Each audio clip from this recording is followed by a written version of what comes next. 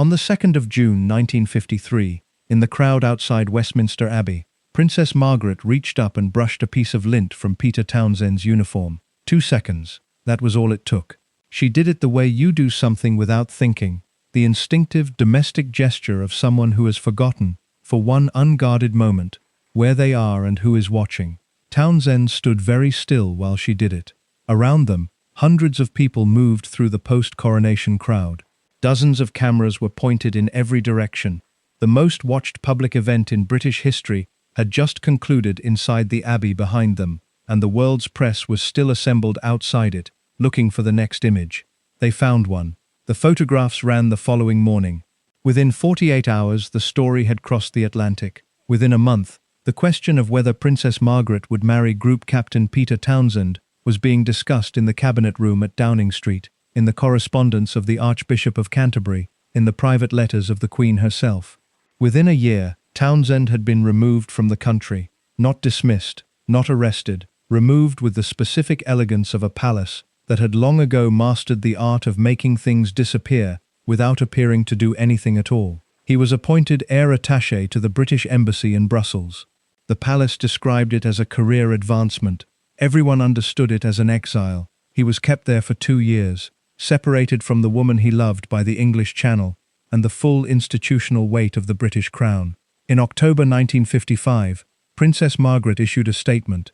She would not be marrying Peter Townsend. She cited duty. She cited the Church.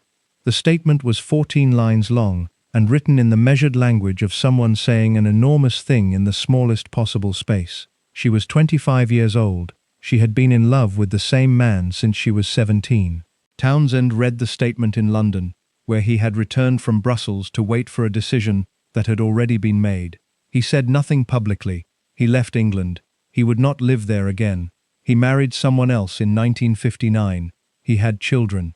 He built a life in France that was, by every available account, genuinely good. He died in 1995 at 80 years old, in his garden in the Loire Valley, still in possession of the feeling he had carried since 1952, which is to say, for 43 years. If you're enjoying this story so far, don't forget to hit the like button and subscribe. Drop a comment telling me where in the world you're watching from. I love hearing from you. Margaret died in 2002. The 47 years between October 1955 and February 2002 were years in which the most dazzling woman in the royal family became, slowly and then completely, someone the dazzle could no longer fully conceal. The institution got what it wanted in October 1955. The question this story keeps asking is what it cost. Peter Wooldridge Townsend was born in 1914 in Rangoon, Burma, the second son of a British colonial officer, and the world he was born into had a quality that the world he would eventually inhabit did not. It was legible. It had clear rules, clear hierarchies, clear expectations of the people within it.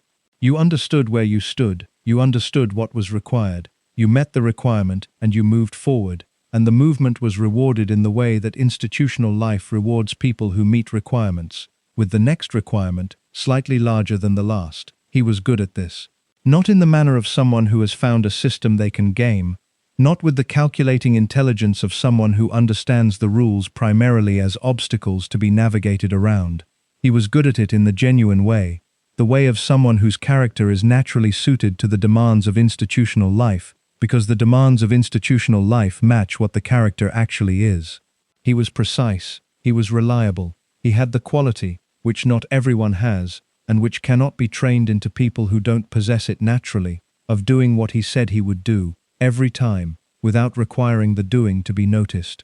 He was also, and this is the detail that the formal record of his life tends to underemphasize in its focus on the professional achievements, genuinely warm, not in the performed manner of someone who understands that warmth is professionally useful, in the direct, unstrategic way of someone who is interested in the people in front of them, and shows the interest without calculating whether the showing serves their interests. These two qualities, the reliability and the warmth, existed in him simultaneously, without tension, which is less common than it sounds.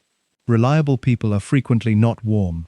Warm people are frequently not reliable. Townsend was both, thoroughly, and the combination was the thing that made him, in every environment he entered, the person people organized themselves around without quite deciding to. He went into the Royal Air Force in the early 1930s. The RAF in that decade was the right institution for Townsend, in the specific sense that institutions are sometimes precisely right for specific people. It rewarded exactly what he had, and asked for exactly what he was capable of giving. Flying required the qualities he possessed in abundance: precision, nerve, the ability to remain completely present in the immediate task, regardless of what the larger situation contained. He trained as a pilot. He was, by every account of his instructors and his peers, exceptional at it. Then the war came. The Battle of Britain ran from July to October 1940, and it was, in the most literal sense available, the battle that determined whether Germany would invade England. What stood between the invasion and its success was a relatively small number of young men in Spitfires and Hurricanes, flying repeated sorties against a Luftwaffe that had numerical superiority and the strategic objective of destroying the RAF's capacity to function before the invasion fleet crossed the Channel. Townsend flew through it. He flew through it, and he survived it, and he was awarded the Distinguished Service Order for his conduct during it, which is a decoration given not for a single act of gallantry, but for sustained gallantry over a period, for being the kind of person who keeps doing the thing that is required, regardless of what the doing costs. He was 26 years old. What the Battle of Britain did to the men who flew through it is one of those historical subjects that the official record captures partially and the personal record captures better. It produced a specific recalibration, a different relationship with time, with risk, with the passage of ordinary days. The men who survived it came out the other side with the knowledge, lodged somewhere below conscious thought, that everything after was contingent, that the ordinary day was not guaranteed, that the life available in any given moment was the life worth inhabiting, rather than the life being deferred to some safer future. Townsend carried this knowledge into every subsequent year of his life, and it shaped him in ways that are visible in how he conducted himself in the years that followed.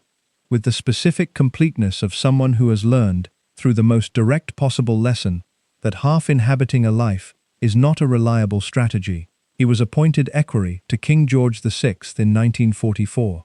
The appointment was not accidental, and was not merely honorific. The king's equerry was the person who managed the sovereign's schedule, accompanied him at official engagements, handled the logistical complexity of a royal calendar that was enormous in its demands, and required absolute reliability from the person managing it. The role required everything Townsend had: the precision, the organizational intelligence, the ability to be present and functional regardless of what the surrounding environment was doing. It also required something that is harder to specify, but that the king's private secretary understood when recommending Townsend for the position: the capacity to be trusted. Not merely to be trustworthy in the professional sense of not leaking information or mishandling sensitive material, to be trusted in the deeper sense, to be the kind of person in whose presence the king could be the private person rather than the public one, knowing that what was seen in the private moments would stay there. Townsend could be trusted in this way. He had been that way his entire life. The trust was not a professional skill he had developed, it was his character. He entered the royal household in 1944 and encountered, for the first time in his professional life, a world that was organized around entirely different principles from the RAF. The RAF was meritocratic in the specific, unforgiving way of institutions where failure has immediate and irreversible consequences. You were good at flying, or you were not, and the verdict was delivered without sentiment. The royal household was meritocratic in a much more complicated sense. Competence was necessary but not sufficient, and the additional requirements were social and personal and related to the specific texture of the world being entered in ways that the professional qualifications did not capture. Townsend navigated this. He navigated it with the same quality he brought to everything, not by calculating the navigation, but by being genuinely himself in a context that rewarded genuineness, because the king was someone who could tell the difference between genuineness and its performance, and who found the performance intolerable. George VI was not an easy man in the ways that matter for daily proximity. The stammer, which the public saw in the managed form of speeches prepared and rehearsed until they were navigable, was in private more variable, easier in some conditions, more difficult in others. always present as the ground condition of a man who had spent his entire public life in negotiation with the mechanism of his own speech. Townsend managed his proximity to this without the visible adjustment that would have made the king aware that accommodation was being made. He simply talked with the king as you talk with anyone you respect, at the pace the conversation required, without hurrying past the difficult moments or drawing attention to them. This was not a small thing. The king noticed it, as he noticed everything about the people around him that related to whether they saw him as a person or as the position. He found in Townsend a specific kind of ease, not the deferential ease of someone performing comfort in the presence of the sovereign, but the genuine ease of someone who was interested in the man and treated him accordingly. The relationship that developed between them over the following 8 years was one of the genuinely warm relationships in George VI's life, which was not a life abundant in them. The king was not naturally open. He had been formed by a childhood that had not rewarded openness, in a household that treated emotional expression as a form of weakness, under a father whose method of producing strong sons was to show them consistently that they were not yet strong enough. He had learned to manage himself precisely and to keep what was private, private, and he had maintained this management throughout his public life. With Townsend, the management relaxed, not dramatically, not in the sense of confession or disclosure or any of the visible forms that openness takes when it is being performed. In the quieter sense of someone who is simply, in the presence of a specific person, less vigilant, less managed, more himself in the ordinary daily sense of being present, without the surface fully controlled. Townsend saw this, and did what people do when they are given the trust of someone who does not give it easily. He held it carefully, completely, without making the holding visible. He was inside the royal household now. He had entered it from the RAF, with the qualities the RAF had produced in him, the precision and the nerve and the specific completeness of someone who has learned that the available life is the life worth inhabiting. He would spend the next 8 years inhabiting it from a position of unusual proximity to the family at its center, watching everything that proximity permitted him to watch, trusted with more than his official role required, because the king had determined that he was the kind of man who could be trusted with more. He was also, during these years, a married man. Rosemary Paul had become Rosemary Townsend in 1941, in the war years, in the urgency of a period that produced marriages quickly, because slowness felt like a luxury, the available time might not extend. They had 2 sons. The marriage was not, by the accounts that have emerged from the people who knew them during this period, a happy one, in the settled sense. They were mismatched in the ways that urgency conceals and peacetime reveals. 2 people whose compatibility, in the specific compressed context of wartime, did not translate into compatibility in the longer, more ordinary context that followed it. The marriage would end in divorce in 1952. In 1944, this was still 8 years away. In 1944, Townsend was 30 years old, newly appointed as equerry, entering the world of the royal household with the qualities that would make him exceptional within it, carrying the knowledge the Battle of Britain had lodged below his conscious thought, which was that the life available in any given moment was the only life reliably available. He did not know, in 1944, what the life available in subsequent moments would contain. Nobody knows this. You enter the rooms that open in front of you, and you find out what is in them. The room that opened in front of Townsend in 1944 contained George VI and the king's family, and the specific world of the royal household in the last years of the war. It contained 2 daughters, Elizabeth, who was 18, and Margaret, who was 14. He met them both.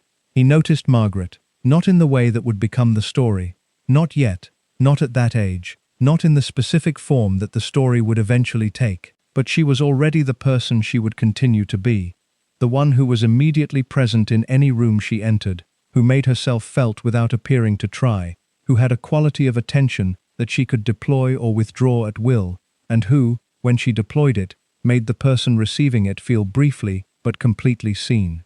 She deployed it on Townsend. He was 30. She was 14. He noticed the quality, filed it in the precise way he filed everything, and continued with his work. He had no idea what the filing would eventually contain. The royal household that Townsend entered in 1944 was a household at war, which meant it was a household managing the gap between what it needed to appear to be and what it actually was, with more effort than usual. What it needed to appear to be was stable, continuous, the embodiment of the thing the country was fighting to preserve, not just territory, not just political arrangements, but a specific idea of England that the monarchy represented more completely than any other institution. The King and Queen had made the decision to remain in London through the bombing, to be visible in the East End after the raids, to perform the continuity of the Crown in the most literal way available, which was to be there, in the bombed city, alongside the people the bombs were falling on. This was not a performance in the cynical sense. It was a performance in the oldest sense of the word, the doing of something in public that has meaning beyond the doing itself. The King and Queen were genuinely there. The risk was genuine. The choice to be there rather than somewhere safer was a real choice, made and maintained through years of genuine danger, and the public understood this and responded to it in the way that people respond to genuine things from the people who represent them. What it actually was, underneath the performance of stability, was a family under enormous strain. The King's health had been compromised by the demands the war imposed on a man whose constitution was not robust and whose stammer made every public speech a significant physical and psychological expenditure. He worked hours that would have challenged a healthier man. He worried about the war, about his country, about his family, about Elizabeth, who was approaching adulthood, and the specific adulthood that her position required, which was not any adulthood she could have chosen for herself, but the adulthood the Crown had already chosen on her behalf. Townsend entered this household and immediately understood two things. The first was that the King needed managing in the specific sense that people under significant strain need managing, not through interference or direction, but through the creation of conditions in which the things that needed to happen could happen without additional friction. The schedule, the logistics, the hundreds of operational details that surrounded a royal public life, all of this needed to function smoothly enough that the King's energy could go to what only the King could do, rather than to what could be handled by someone competent. Townsend made it function smoothly. He had the organizational intelligence for it, and he applied it completely. The second thing he understood was that the family was real. This sounds obvious. It is obvious. The royal family is, self-evidently, a family. But the distinction between knowing this abstractly and experiencing it from inside the household was, Townsend would later write, more significant than he had anticipated. You entered expecting the institution and found, alongside the institution, people, specific, particular, irreducibly individual people who ate meals together and argued about minor things and had habits and preferences and the full human interior life that official portraits are specifically designed to obscure. The King was shy and funny in private, in the way that shy people are sometimes funny, using humor as the less demanding alternative to the sustained social performance that his public role required. The Queen was everything the public image suggested, warm, precise, socially gifted, and also something the public image did not show, which was a woman who held her views with considerable conviction and who expressed those views, within the household, with a directness that the public warmth did not predict. Elizabeth, at 18 when Townsend arrived, was already the person she was going to be, settled in her character in the way of people who form early and completely, who do not go through the extended provisional self of adolescence because something in them knows very early what they are. She was serious, reliable, genuinely interested in the constitutional role that was her inheritance, rather than merely performing interest in it. She was also, and this was visible from close proximity, in a way it was not from the public portrait, capable of genuine warmth that she expressed through trust rather than display, through the quality of attention she gave to people she had decided were worth it, rather than through the performance of warmth toward everyone, regardless of what she actually felt. Margaret was 16 when Townsend settled into the household. She was not the person she would become in the public imagination, not yet the dazzling, complicated, difficult woman of the coverage that would follow her through the 1950s and 1960s and beyond. She was a 16-year-old, which means she was in the middle of becoming, rather than being, the self still provisional, the qualities that would define her present, but not yet fully calibrated to the life that would be required to contain them. What was already fully present was the intelligence, Not the kind of intelligence that announces itself through conventional academic achievement, though Margaret was educated and genuinely well-read.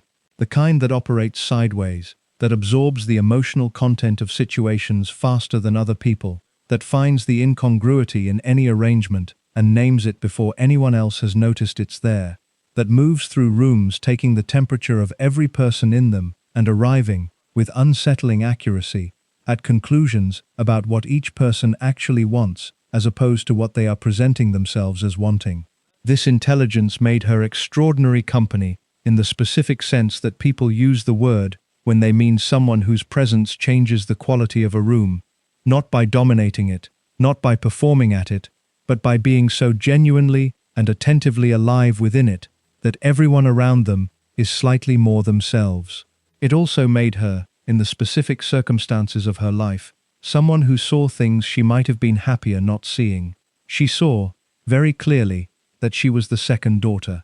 She saw what this meant in constitutional terms, what it meant that Elizabeth was heir and she was not, what it meant that the role being prepared for Elizabeth was one for which her own qualities were genuinely suited, and that the role available for Margaret was less clearly defined and less clearly suited to what she actually was. She saw, with the accuracy that her particular intelligence produced, the gap between the life she might have built for herself in different circumstances and the life that her circumstances had arranged for her. She was 16. She managed this with the tool available to her, which was the performance, the dazzle, the comedy, the specific social brilliance that made everyone in any room glad she was in it. The performance was genuine rather than false. She was genuinely funny, genuinely warm in social situations, genuinely present in the specific way that made people feel the full force of her attention. But it was also, and she knew this, the thing you did when the other things were not available. Townsend entered this household and watched both daughters with the attentiveness he brought to everyone and everything in the environments he occupied. He was 30. Elizabeth was 18, Margaret 16. He was their father's equerry, a professional figure in their world, present at family occasions as well as official ones, part of the furniture of the household in the way that trusted household members become part of the furniture. He noticed Margaret in the way he had noticed her at their first meeting, with the professional attentiveness of someone who noticed everything, and also with something that the professional attentiveness was not quite sufficient to explain. She was brilliant. He could see it clearly. Not the conventional brilliance of academic achievement or social performance, but the specific quality of a mind that was more alive than most minds, that engaged with the world more directly, that saw more and said more of what it saw. He was a man who valued precision and clarity. He had been formed by institutions that rewarded both, and Margaret's intelligence was precise and clear in a way that the performances surrounding it sometimes obscured but did not diminish. He also saw the gap between what she was and what the life available to her would require. He was not sentimental about this. He was not, by nature, a sentimental man. He saw it with the clear-eyed accuracy of someone who has learned to see situations as they are, rather than as he would prefer them to be. He said nothing about any of this. He was the equerry. He was a married man. He was a professional in a professional role that had clear boundaries, and he understood the boundaries and operated within them. He also understood, with the precise self-knowledge that the Battle of Britain had produced in him, that understanding the boundaries of a situation and being in control of what you feel within those boundaries are not the same thing. He felt what he felt, and he kept it in the interior, and he continued his work.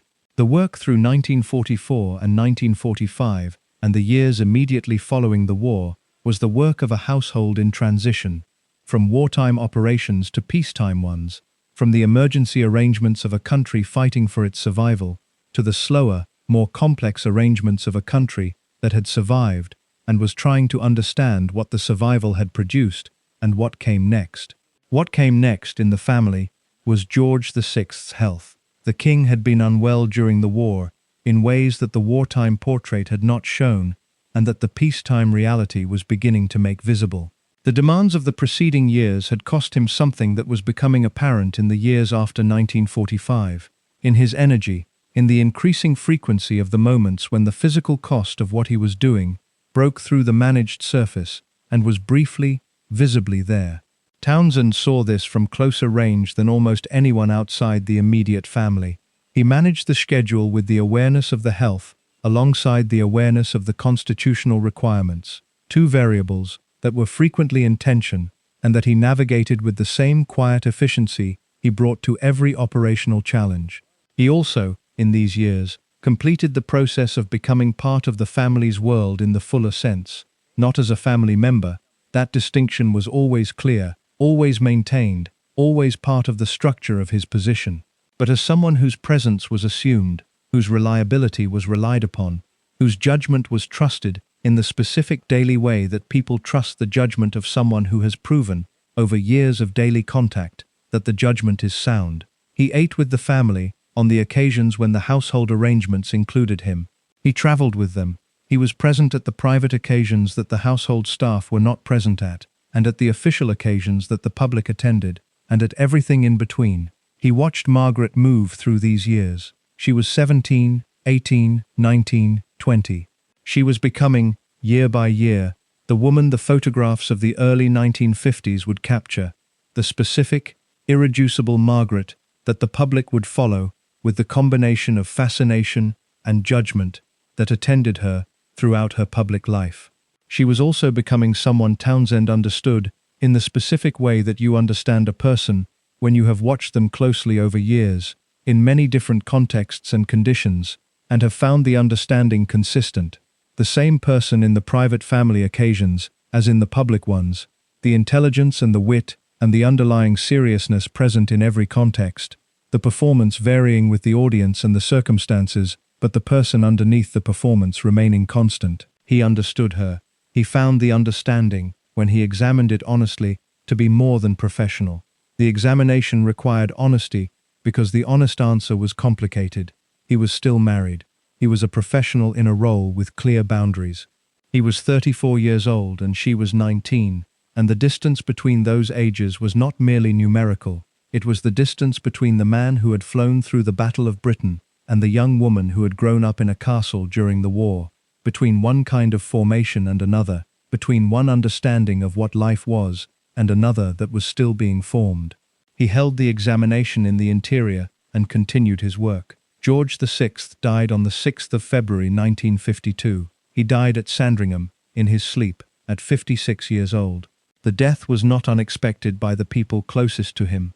The health had been deteriorating in ways that Townsend, from his position of daily proximity, had been watching with the attentiveness of someone who understood what he was seeing, and had been managing the schedule accordingly.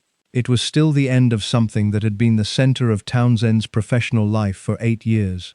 The man he had served, whose trust he had held, whose private moments he had shared and kept with the absolute discretion the holding of them required, that man was gone. Townsend mourned. He mourned in the private way that he did most things, not through visible grief, not through the expression of feeling in ways that would draw attention to itself, but in the interior, where the feeling was real and was his, and did not require display to be genuine. The household reorganized around the new queen. Positions shifted. Townsend moved into the role of equerry to the Queen Mother, part of her household at Clarence House where she and Margaret had taken up residence, which meant he was, daily, in the same building as Margaret. She was 21, he was 37. They were both in grief, for the same man, from different distances and different proximities and different kinds of loss. And the grief and the shared understanding of what the grief was for, and the daily proximity of Clarence House, and the years of accumulated knowledge of each other, all of it combined, in the way that things combine when they have been accumulating for long enough. The feeling that Townsend had been keeping in the interior since Margaret was 17 arrived, in 1952, at the surface. He did not act on it immediately. He was not an impulsive man. He examined it with the same precise honesty he had examined everything, what it was, what it meant, what the circumstances around it contained, what the realistic assessment of the situation was. The realistic assessment was not simple. The complications were real. He was in the process of divorcing Rosemary. He was a divorced man in the world of the royal family, which was not the same as being a divorced man in most other worlds. The Church of England's position on divorce was not abstract. It was constitutional. attached to the specific constitutional relationship between the Crown and the Church that made the personal circumstances of anyone near the marriage question of a royal daughter a matter of genuine institutional concern. He saw all of this. He held it alongside what else he saw, which was Margaret, specific, particular, irreducible, and the knowledge that had been accumulating since she was 17. He told her how he felt. She told him she felt the same. And the thing that had been in the interior of both of them, separately, for years, was now between them, which is a different thing, which is the beginning of the situation that the institution would spend the next 3 years managing, toward the conclusion it had already determined was the only acceptable one. The management had not yet begun. The feeling had just arrived at the surface. For a moment, briefly, before the institution understood what was happening and organized itself around managing it, there was just the feeling, present, mutual, real. That moment did not last long. It never does, when the institution is watching. George VI was buried on the 15th of February 1952 at Windsor Castle, and the country that mourned him mourned in the specific way that the death of a beloved king produces. Not only the personal grief of people who had felt something genuine for the man, but the larger grief of a country losing the person who had represented it through its most difficult years and who had done the representing with a consistency and a courage that the country understood and valued. The funeral coverage was enormous. The public lining the streets was enormous. The specific quality of the grief was the quality that attaches to people who were genuinely there, who had been in London during the Blitz, who had seen the photographs of the King and Queen walking through the bombed streets, who had heard his Christmas broadcasts and felt, in the hearing, that the difficulty of the speaking was itself a form of honesty, that a man who found this hard, but did it anyway, was a man who understood what duty actually cost. Inside the family, the grief was private and specific, and did not require the public frame to be real. Margaret was 21 years old when her father died. The accounts of people who knew her in the weeks following his death describe a woman doing something that the public portrait of her did not typically show, not performing, not dazzling, not filling the room with the specific quality that made every other person in it feel the benefit of her presence. She was, in those weeks, simply someone who had lost her father, and who was experiencing the loss in the direct, unmanaged way of genuine grief that has not yet been organized into the form that can be shown to the world. She had adored him. This is documented consistently by everyone who knew the family well enough to know it. The connection between Margaret and the king was the specific bond of a father and a younger daughter. The particular warmth that sometimes forms between the person who carries the primary weight of a family's obligations and the child who is free, by birth order, from the primary weight, and who brings to the relationship the lightness that freedom produces. Margaret made the king laugh. She could do this when very few people could, in the years when the demands of his position and his health had reduced his available lightness considerably. She found the angle, in any situation, from which it was possible to see the absurdity, and she showed it to him, and he laughed. He was gone. The laughing was gone with him. Townsend was at Clarence House through those weeks. He was doing his job, managing the Queen Mother's schedule, handling the operational requirements of a household that had just undergone a significant reorganization and that needed the operational requirements met, regardless of what the people within it were carrying. He was there because being there was what the role required. He was also there because Margaret was there. This was not a decision he made in the deliberate sense of deciding. It was the circumstance. They were in the same building, in the same world, navigating the same loss from their different distances, and the navigating was done in proximity, because proximity was the condition. He did not seek additional occasions to be in her company beyond what the role provided. He was simply present in the role, and the role placed him in her world, and what had been accumulating between them since 1948 or 1949, or whenever the accumulation had begun. Neither of them ever specified the precise moment for the public record, was present alongside them in the shared space of grief. She knew what he felt. He had told her in the period immediately before the king's death, in the specific way of someone who has been carrying something in the interior for long enough that the carrying is no longer sufficient, and the thing needs to be said. She had said it back. What existed between them now, in the weeks after the king's death, was the mutual knowledge of this. the specific altered quality of a shared space when two people in it know something about each other that has not been expressed to anyone outside the shared space.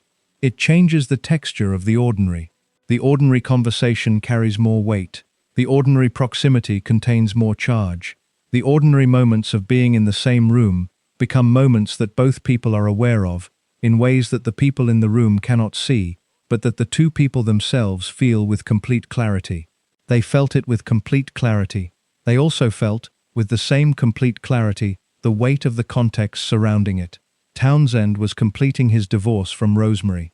The divorce was not yet final. He was a man in the process of ending a marriage, living in the household of the mother of the woman he was in love with, working in the employ of the royal family, and the combination of these circumstances was one that required management rather than expression. He managed it. He was good at managing things. He had been managing things since before the war, had been managing the specific challenge of remaining completely functional in conditions that imposed significant pressure since the summer of 1940. He managed this. Margaret managed it also, in her way, which was not Townsend's way. She did not manage through the suppression of the interior. Suppression of the interior was not available to Margaret as a method, because the interior was too immediately present in everything she did, too close to the surface, too directly connected to the performance that the surface produced. She managed through the performance itself, through being Margaret in public, through bringing the full force of the dazzle to every occasion that required it, which allowed the underneath to remain underneath. The Queen Mother managed the household. This is worth noting because the Queen Mother's management of the household in the months after the King's death was one of the significant and largely unacknowledged forces shaping what happened next. She was 51 years old. She had just lost a husband she had loved and worked alongside for 29 years. She was managing her own grief through the same mechanism that Margaret used, through function, through the performance of what the role required, through the specific determination of someone who has decided that the role is the thing available and is going to inhabit it completely. She was also, and this is the complicated part, watching what was developing between her daughter and her equerry, with the attentiveness of a woman who noticed everything and understood most of it. The Queen Mother's relationship with the Townsend situation, what she knew about it, when she knew it, what she thought about it, what she did or did not do to manage it in its early stages, is one of the aspects of the story that the historical record does not capture completely. She was not a person who put her private views in forms that the historical record could access. She communicated through the managed channels of a woman who had spent her adult life understanding that what you did not commit to the written record could not be held against you. What the record does show is that the arrangement continued. Townsend remained in her household. Margaret remained in her household. The proximity continued through 1952 and into 1953, which means the institution was either unaware of what was developing or had decided, at this stage, that active intervention was not yet required. The institution became aware in June 1953. The coronation of Elizabeth II took place on the 2nd of June, and it was the largest, most watched public event that Britain had produced since the end of the war. The ceremony itself running for several hours in Westminster Abbey, the procession through the streets, the crowds that had been gathering since the previous evening, the global television broadcast that carried it to countries where the British coronation was not a constitutional event, but was still, for reasons that say something about what the monarchy represented internationally, a spectacle worth watching. Townsend was there in his official capacity. Margaret was there in hers. The ceremony concluded. The procession moved. The crowd outside the Abbey contained everyone who had been inside it, reorganizing themselves around the new arrangement of the day, the specific loosening of formal structure that follows the conclusion of a formal event. In that loosening, Margaret reached up and removed a piece of lint from Townsend's uniform. She did it without thinking. This is the account that makes the most sense of the gesture, not a deliberate signal, not a conscious performance of intimacy for the watching cameras, but the unguarded action of someone who has, for one moment, forgotten to maintain the distinction between what is private and what is public, between what she would do in the household and what she is doing here, outside Westminster Abbey, in front of the world's press. Townsend stood still while she did it. The cameras captured both the gesture and his stillness. The photographs ran the following morning. Within 24 hours, the press had understood what it had captured. Within a week, the coverage had generated enough momentum that the story was no longer a speculation, but a question being asked in the most serious possible forums. Within a month, the cabinet had been consulted. The Prime Minister, Winston Churchill, who was 78 years old and had navigated more constitutional crises than most people alive, had formed a view. The Archbishop of Canterbury had formed a view. The Queen had been made aware of the view that these men were forming. The view was that this could not happen. The speed with which this view organized itself is worth noting. The photograph was taken on the 2nd of June. The exile to Brussels was arranged by July. 6 weeks from a piece of lint to an international posting, the institution moved when it decided to move with the efficiency of something that has been doing what it does for a very long time and knows exactly how it is done. What it did, specifically, was this. It identified the problem, assessed the available solutions, selected the solution with the least public drama attached to it, and implemented the solution through the formal channels that gave it the appearance of a routine professional decision rather than the management of an inconvenient personal situation. The appointment to Brussels was the solution. Heir attaché to the British Embassy, a real position, a legitimate diplomatic posting, carrying the appearance of a career advancement for an officer of Townsend's rank and record. It was not invented for the purpose. It was an available position that the purpose made suitable. Townsend was informed of the appointment in the formal manner of someone being offered a professional opportunity. He understood what he was being offered. He accepted because the alternative to accepting, the explicit refusal of an appointment that had been arranged by the institution for the specific purpose of removing him, would have required him to name the thing that the institution was managing, which would have placed Margaret in a position that she had not asked to be placed in, and that would have damaged her in ways that he was not willing to damage her. He accepted. He was gone by July. The household at Clarence House continued without him. Margaret was 22 years old. The man she loved had been removed from the country by an institution that had decided his presence was inconvenient, and the removal had been accomplished so efficiently that the public, which had barely processed the photograph, was still asking the question when the answer was already in Brussels. She said nothing publicly. She had not yet learned to maintain the silence. The silence would come. It would come fully and completely in October 1955, and it would hold for the rest of her life. In the summer of 1953, it was simply the only option available, because the alternative to silence was speech, and speech in the public record about Peter Townsend was something the institution had made very clear it was not going to permit. She maintained the silence. Brussels was a small city, and the Channel was a relatively narrow body of water, and the distance between England and Belgium was not, in physical terms, significant. In every other term, it was the distance the institution required. Brussels in the summer of 1953 was a city in the middle of rebuilding itself. The war had marked it in the specific way that occupation marks a city differently from bombing, not through the physical destruction that London had experienced, but through the subtler and in some ways more lasting damage of having been lived in by people who treated it as conquered territory. The rebuilding was well underway by 1953. The specific European post-war energy of a continent that had survived something it had not been certain it would survive, and was now doing what survivors do, which is construct the next version of the thing that was damaged. Townsend arrived into this city and began the work of being the person the appointment required him to be. The role of heir attaché at a British embassy was a real role with real professional content. He was not there as a figurehead or a ceremonial presence. He was there to maintain and develop relationships with the Belgian military, to gather and transmit information relevant to British interests, to perform the specific functions of a senior RAF officer in a diplomatic setting. These functions required the same qualities that every role he had occupied since 1940 had required: precision, reliability, the ability to be professionally complete, regardless of what the surrounding personal context contained. He was professionally complete. He did his job with the thoroughness that had always characterized his professional conduct, and the people who worked with him at the embassy described him in the terms that people who worked well with Townsend had always described him, as someone whose performance did not vary with his circumstances, whose reliability was not conditional on the conditions being favorable. The conditions were not favorable. He was in Brussels because the institution had decided he needed to be in Brussels, and the institution had decided this because the institution had seen a photograph and drawn the obvious conclusion and implemented the management that the conclusion required. He understood this. He had understood it from the moment the appointment was offered, and he had accepted the appointment with that understanding fully present.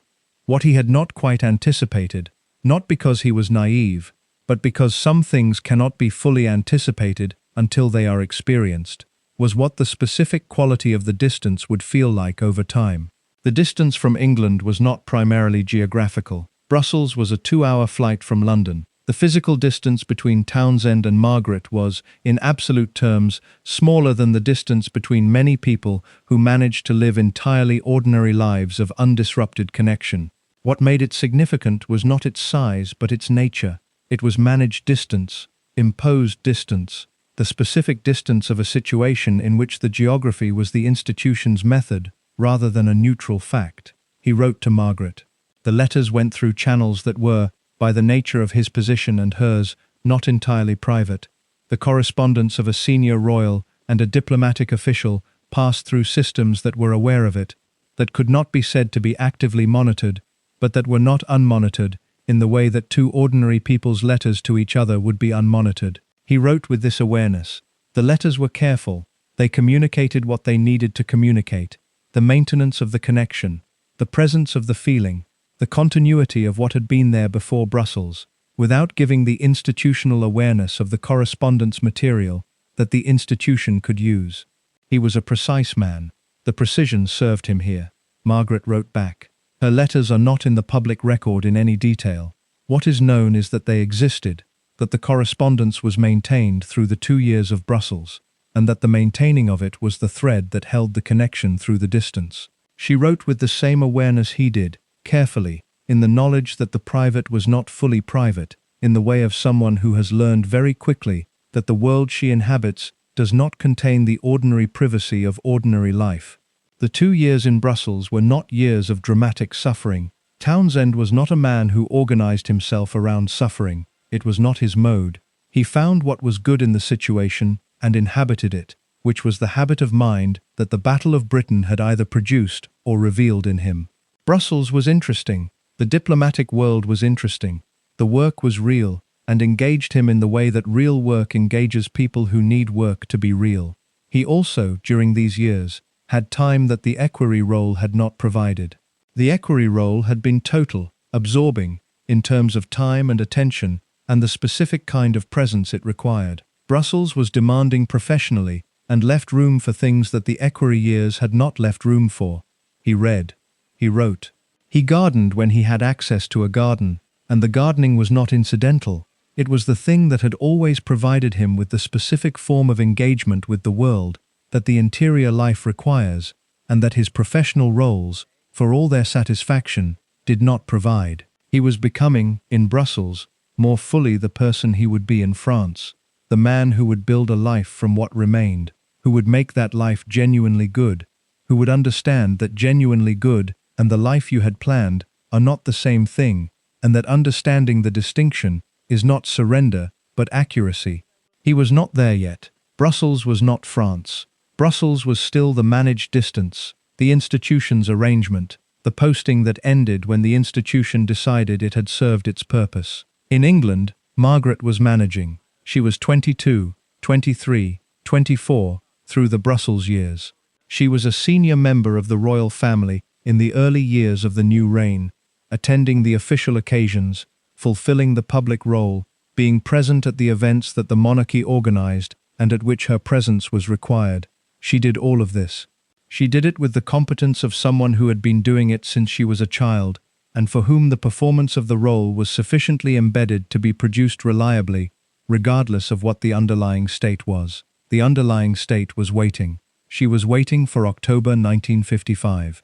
This was the date on which she would turn 25, at which point the Royal Marriages Act would no longer require her to seek the Queen's permission to marry. She could give a year's notice to the Privy Council. She could, if no other constitutional mechanism intervened, proceed with a marriage of her own choosing. The institution knew she was waiting for October 1955. The relevant people had done the arithmetic that Margaret had done, had understood that the Brussels posting bought time rather than resolved the situation, had begun considering what the range of responses to October 1955 would need to include. The Queen was in a position that was, by any honest assessment, genuinely difficult. Elizabeth II was 26 years old in 1953 and had been Queen for 18 months. She loved her sister in the way that is specific to siblings who have shared the world they shared, the same childhood, the same parents, the same peculiar circumstances of a life lived inside the institution, the same war years at Windsor where Crawford had managed them both, through the Blitz and the pantomimes, and the long confinement of adolescence in a castle, while the world outside it was comprehensively destroyed.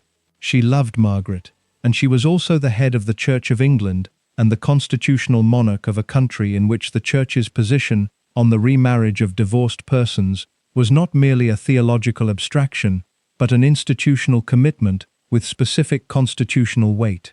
Townsend was divorced. This was the fact that the constitutional situation organized itself around.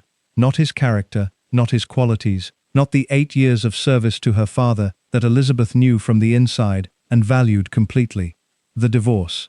The single, irrevocable biographical fact that placed him outside the category of people a princess could marry without the marriage becoming a constitutional and ecclesiastical crisis of the kind that the institution was not prepared to absorb so soon after the abdication. Elizabeth did not refuse. This is important. She did not, at any point in the documented record, issue an explicit prohibition. She maintained the silence of someone who could not in good conscience give permission and would not, for reasons of genuine love for her sister, issue a prohibition, which meant the decision had to come from somewhere else, which is what the institution had always known, which is what the institution was organizing around. It came from the government. Anthony Eden was Prime Minister in October 1955, having replaced Churchill in April. Eden was himself divorced and remarried, which gave the situation the specific irony of a political establishment asking a princess to uphold a standard that its own senior figures did not meet. The irony was not lost on the people involved. It did not change the political assessment. The Cabinet's view was that Parliament would not support a bill of renunciation, the mechanism by which Margaret could surrender her royal rights and position in order to marry as a private citizen. The view was not unanimous, not formally tested, but it was the dominant view, and it was communicated with sufficient clarity to close the political avenue. The Church's view was communicated through the Archbishop of Canterbury, Geoffrey Fisher, who expressed it through the appropriate channels, in the appropriate language, and with the appropriate emphasis. The Church did not remarry divorced persons. The princess was a devoted member of the Church. The man she wished to marry had been divorced. These facts did not require elaboration. Townsend came back from Brussels in the autumn of 1955. He had served the 2 years. The formal period of the posting was complete. He returned to England with the understanding that the question his departure had been designed to defer was now the question that had to be faced. He and Margaret met. The meetings during October 1955 are among the least documented episodes of the story in terms of specific detail. What the accounts that exist describe is a period of private meetings during which two people who had been separated for 2 years and who were now in the same country again for the first time in those 2 years were confronting, together, the situation that the reunion had not resolved. The feeling was still there. The obstacles were still there. The 2 years had not done what the institution had hoped they would do to the feeling, and the 2 years had also not changed the obstacles, and the combination of these two facts was the situation that October 1955 contained. He was 39, she was 24, approaching 25. They talked about what the situation actually was, about the constitutional reality and the political reality and the ecclesiastical reality, and what those three realities together meant for the question they were trying to answer. They talked about what the alternatives were, not the alternatives in the idealized sense of what they might wish the alternatives to be, but the actual alternatives as they existed in the actual world they were in. There were not many. She could seek the Queen's permission. The Queen would not give it in a form that resolved the situation. She could wait until her 25th birthday and give notice to the Privy Council. The notice would produce parliamentary and ecclesiastical opposition that would extend the situation indefinitely without resolving it. She could renounce her royal position and marry as a private citizen. Parliament would not pass the bill that would enable this without conditions that amounted to a complete severance from the royal family. She could not marry Townsend in any of the forms available without the situation becoming something that damaged the crown, damaged the Queen, damaged the institution that Margaret had been born into and that she had spent her life serving in the specific form of being present and functional and performing the role. Townsend saw this clearly. He had always been able to see things clearly. What he saw was a situation in which the woman he loved was being asked to choose between the love and the role, and in which the role was not merely a professional identity, but a constitutional obligation and a family bond, and the central organizing principle of her life since birth. He did not ask her to choose the love. This is the thing about Townsend, that the coverage of the story frequently missed in its focus on the romance of it. He was not a man who would have asked Margaret to make that choice, not because he did not want her to choose him, because he understood what the choice would cost her, understood it with the precision of someone who had been inside the institution long enough to know what it asked of people and what it gave back, and because asking her to pay a cost of that magnitude for him was not something he was willing to do. He would have married her. He would have married her immediately, in any form available, on any terms that the situation permitted. But the terms the situation permitted were terms that required her to pay the full cost, and he was not willing to require the full cost. He told her he would support whatever she decided. The decision was hers. She decided. On the 31st of October 1955, Princess Margaret issued her statement. She would not be marrying Peter Townsend. She cited duty. She cited the church. She said she was mindful of the Commonwealth. She said she had reached her decision freely. Townsend read it in London. He said nothing. He had nothing to say in the public register that the public register needed to hear. What he had to say was in the interior, and the interior was his, and he kept it there. He left England shortly after. The institution filed the matter as resolved. The thing about a decision made correctly is that it does not stop costing you simply because it was correct. This is the part of Margaret's story that the official record, the statements, the palace communications, the careful management of what was said and when, and through which channels, was specifically designed to obscure. The official record showed a decision made with grace and dignity and appropriate acknowledgement of the relevant institutional considerations. It did not show what the decision cost the person who made it, because the cost was private, and the cost being private was the condition on which the institution permitted the decision to be made, with grace and dignity, rather than with the ugliness that would have attended a more explicit confrontation. Margaret paid the cost privately. She began paying it on the 31st of October 1955, and she continued paying it for the remaining 46 years of her life, in the specific compound interest of a loss that was never fully processed, because fully processing it would have required the kind of sustained engagement with the interior that the performance of her public life did not leave room for. She was 25 years old. She did what 25-year-olds do when the thing they wanted is no longer available. She moved forward. Not dramatically, not in any way that produced a visible rupture between the before and the after. She moved forward in the manner of someone who has concluded that forward is the direction available and has organized themselves around the moving. The social life was the primary form of the moving. It had always been the primary form. The parties, the music, the late nights, the specific world of rooms and conversation, and the performance of being Margaret. These had been available to her since she was old enough to attend them, and she had always been good at inhabiting them, and they were available now. She inhabited them with the completeness that she brought to most things she committed to, which meant that the performance was not half-hearted, and was not, therefore, easily distinguishable from genuine pleasure. It was not entirely genuine pleasure. This is not to say it was misery performed as pleasure. It was more complicated than that. She was genuinely funny.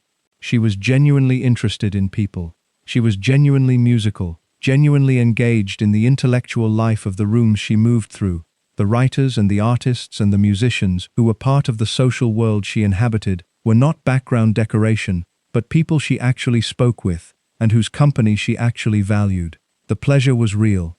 The underneath of the pleasure was also real, and the underneath was not pleasure. Anthony Armstrong Jones arrived in 1958. He was a photographer, not in the sense of the society photographers who documented the world Margaret moved through from a respectful distance, preserving its surface in the glossy prints that appeared in the illustrated magazines. He was a photographer in the artistic sense, someone whose relationship to the camera was about seeing rather than recording, who used the specific capacity of photography to reveal things that ordinary-looking missed, who had a genuine eye and a genuine intelligence behind the eye.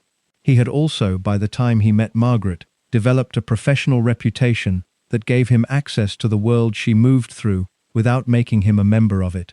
He photographed the people of that world. He was invited to the events of that world. He was present at the occasions where Margaret was present, and he was there with a camera, and a camera is the specific instrument that permits you to look at someone with complete attention, without the looking being a social act that requires management. He looked at Margaret. He saw something. What he saw, through the specific attentiveness of someone trained to see, rather than simply look, was the gap between the performed Margaret and the Margaret underneath the performance. He was not the first person to notice the gap. The people who had known her closely through the years had always known it was there. He was, possibly, the first person in the years since Townsend who noticed it and found it interesting, rather than something to be managed or protected or worked around. He was interested in her, not in the princess, in her. The distinction was not lost on Margaret, who had been navigating the distinction between people who were interested in Princess Margaret and people who were interested in her for most of her adult life, and who had developed, through the navigation, an extremely accurate ability to tell the difference. Anthony Armstrong Jones was interested in her. She responded to this interest with the specific warmth that she reserved for the people who saw her accurately, the warmth that was different from the performed warmth of the social world, that came from a deeper place and engaged a different part of her. She responded to it, and the response was genuine, and the genuine response produced, over the months of 1958 and into 1959, the relationship that would become the marriage. He had a flat in Rotherhithe. Rotherhithe was not Mayfair.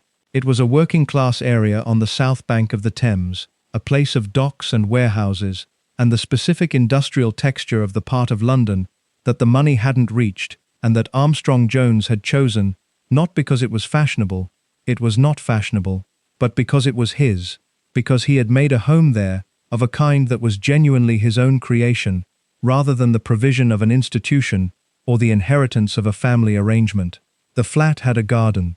He had made the garden himself, in the small space available, and the garden was the thing that most immediately communicated something essential about Armstrong Jones, that he was someone who made things, who transformed what was available into something better than what it started as, who had the specific creative intelligence that sees the potential in an unpromising space and produces, through sustained attention and genuine skill, the thing that the potential contained.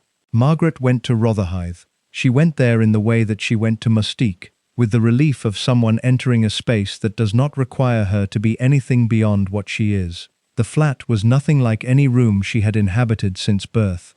It was small and specific, and full of the particular character of a person who has organized a space entirely around their own preferences and needs, rather than around the requirements of a role. There was no hierarchy in it. There was no protocol. There was just the flat and the garden, and Armstrong Jones, and the specific ease of a situation that was not asking her to perform. She was 27 years old. She had not experienced this kind of ease, this specific uncomplicated ease in another person's space, since Townsend. The comparison is not one she made publicly. She was not a woman who made public comparisons. But the ease was recognizable, which is a different thing from making a comparison. The way you recognize a quality you have experienced before, without necessarily naming the previous occasion of its presence. The relationship developed through 1958 and 1959, with a privacy that was, given who Margaret was, and what the press attention on her had been since 1953, remarkable. Armstrong Jones managed it with the creative intelligence he brought to everything. He understood the mechanisms of press attention because he operated professionally in the world that generated it, and he understood, therefore, how to navigate around those mechanisms in ways that were not obvious and were consequently effective. The privacy held until the engagement, which was announced in February 1960. The announcement generated the response that announcements involving Princess Margaret had generated since 1953: enormous coverage, immediate public interest, the specific quality of attention that attached to Margaret's life at every significant moment, and that she had learned to navigate with the professional efficiency of long practice. The response was, on balance, warm. This was partly because Armstrong-Jones was genuinely interesting to the press, not another aristocrat, not the conventional royal consort material, but someone with a real career and a genuine artistic identity and the specific freshness of an unexpected choice. The unexpectedness was itself appealing to the coverage, which had been covering the royal family for long enough to find the unexpected genuinely welcome. The warmth was also, and this is the part that requires honesty to acknowledge, the warmth of people who had watched Margaret navigate the years since October 1955, and who understood, from the watching, that the years had not been easy, and that this looked like something that might make them easier. It looked like something that might make them easier because Armstrong-Jones was someone who saw her accurately and was interested in what he saw. The wedding was the 6th of May, 1960. Westminster Abbey, the full ceremonial weight of a royal wedding, the global broadcast, the crowds on the streets. Armstrong-Jones was given a title before the ceremony. He became the Earl of Snowdon, the Wales connection in the title chosen, with the care that title choices in the royal family are chosen. Margaret became the Countess of Snowdon. She was also still Princess Margaret. The doubling of the identity was not without its complications, though the complications were not immediately visible in the spring of 1960 and would not become fully visible for some time. What was visible was two people beginning a life together in conditions that were, relative to what Margaret had navigated in the preceding years, favourable. Townsend was not in England for the wedding. He had left after October 1955 and was in Europe in the life he was building from what remained after the decision, and the building was underway in a genuine sense. He had met Marie-Luce Germain in Belgium, and the meeting had produced, over the years, a relationship of its own. He married Marie-Luce in 1959. The timing has been noted by the people who write about this story, because the timing is the kind of thing that invites noting. He married in December 1959, 4 months before Margaret's wedding in May 1960. Whether the timing was coincidental, or whether it contained some element of the specific forward motion that people produce, when the forward motion of someone else's life is making the need for their own forward motion urgent, the historical record does not say. Townsend did not explain the timing publicly. He was not a man who explained his private decisions publicly. What the timing produced was this: both of them entered 1960, married to different people, in the same year, within 4 months of each other. The institution had achieved what it had set out to achieve in July 1953, when it arranged the posting to Brussels. The situation had been managed toward the resolution the institution required, and the resolution had arrived, in the form of 2 weddings in 2 different countries in the same year, each one the formalization of the life that had been built from what remained after October 1955. The institution filed the matter as resolved. The matter was resolved in the institutional sense, which is the only sense that institutions have access to. In the sense of what each of them carried in the interior, the matter was not resolved, had never been resolved, would not be resolved until there was no longer an interior in which to carry it. But that is getting ahead of the story. In May 1960, Margaret was at Westminster Abbey in her Norman Hartnell wedding dress, and Anthony Armstrong-Jones was beside her, and the crowds were on the streets, and the institution had the outcome it had organized itself around producing for 7 years.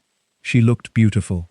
She was 29 years old, and she had made the correct decision in October 1955, and she was paying for it in the specific ongoing way of correct decisions that exact a permanent price.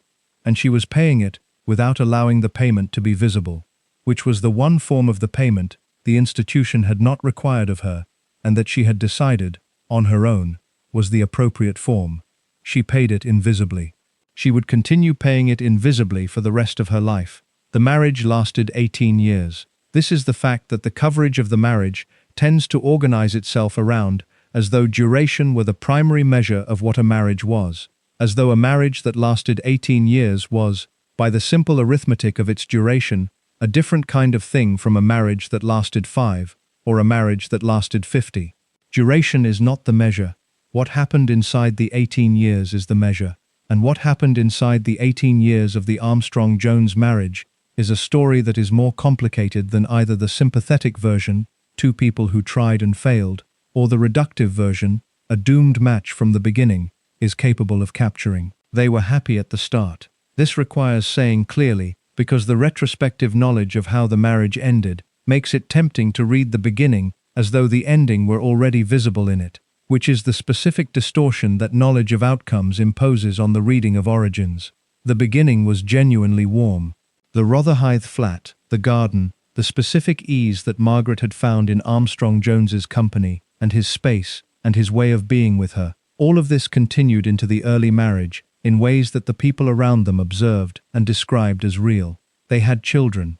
David, Viscount Linley, was born in November 1961. Lady Sarah Armstrong-Jones was born in May 1964.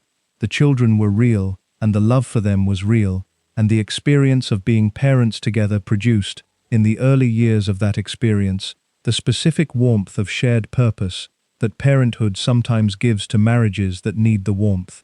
What changed was not the people, but the conditions. Armstrong-Jones, before the marriage, had been a man with a career, an artistic identity, a flat in Rotherhithe, and a life organized entirely around his own choices, and his own preferences, and his own creative intelligence applied to the world on his own terms. He had entered the marriage as himself, the person who saw Margaret accurately and was interested in what he saw, whose specific qualities had made him someone she could be herself with. After the marriage, he was the Earl of Snowdon. The title changed nothing constitutionally, it changed everything socially. He was now inside the institution, not at its center, not with the constitutional weight of the senior royals, but inside, in the sense of being attached to it, of being present at its occasions, of being the husband of the Queen's sister, in a world where that relationship defined his position in every room he entered and every professional context he occupied. He was not well suited to this, not because he was weak or lacking in the qualities that the world required. He was not weak. He was a man of genuine strength and genuine ability and genuine creative intelligence, all of which he continued to apply to his photographic work and to the design projects he took on through the 1960s. But the specific requirement of the Earl of Snowdon's position, the being secondary, the organizing of self around a role that was not yours, the continuous negotiation between the independent identity and the institutional identity that the marriage had attached him to, this requirement was not one his character was organized to meet. He managed it for a while. People manage things for a while, when managing them is what the situation requires, and when the reason for managing them is someone they love. He managed it in the years of the early marriage, when the warmth was sufficient to make the managing feel like something other than managing. The warmth cooled, not suddenly, not in a single event that can be identified as the moment the marriage began to fail. Gradually, in the way that things cool when the conditions that produced the warmth change, when the ease that had characterized the Rotherhithe years was replaced by the institutional texture of Kensington Palace.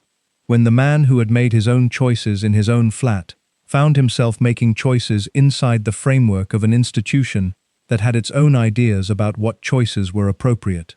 The tensions that developed were the tensions of 2 people who had found each other in one set of conditions and were discovering that the conditions had changed sufficiently to change what was between them. They were also the tensions of 2 specific people, Armstrong-Jones, whose need for independence and creative autonomy the institutional context frustrated, Margaret, whose own frustrations and complications the marriage was not always able to contain, and who expressed those frustrations in the specific mode of someone who has learned to perform rather than express, but who, in the private context of a marriage, could not perform completely. They hurt each other. This is the bare fact underneath the coverage of the Armstrong-Jones marriage, and it is worth stating without elaboration, because the elaboration tends to distribute blame in ways that the historical record does not support cleanly. They hurt each other in the ways that people hurt each other when 2 sets of unresolved interior material meet inside the compressed and continuous space of a marriage and produce friction that neither person fully understands in the moment of its production. Armstrong Jones had his own interior material. He was a man who had made himself, who had built his identity and his career from nothing in particular, and whose sense of self was therefore more dependent on the ongoing production of that identity than someone who had inherited a position would typically be. Being attached to an institution that subsumed his individual identity into its own was, for someone in his specific psychological situation, a particular kind of difficult. Margaret had hers. She was a woman who had loved someone else before she married Armstrong Jones, and who had not been permitted to love that person in the form of building a life with him, and who had organized herself since 1955 around the management of what that not permitting had cost her. The management was imperfect in the way that all such management is imperfect. What is managed, rather than processed, does not disappear. It relocates. It surfaces in forms that are not immediately recognizable as what they are. The not processing of October 1955 was present in the marriage in ways that Margaret could not have named precisely, and that Armstrong Jones could not have named from the outside. It was there in the way that foundational things are there, not as a daily conscious reference, but as the condition that everything else was built on top of. The marriage produced its own complications alongside the foundational ones.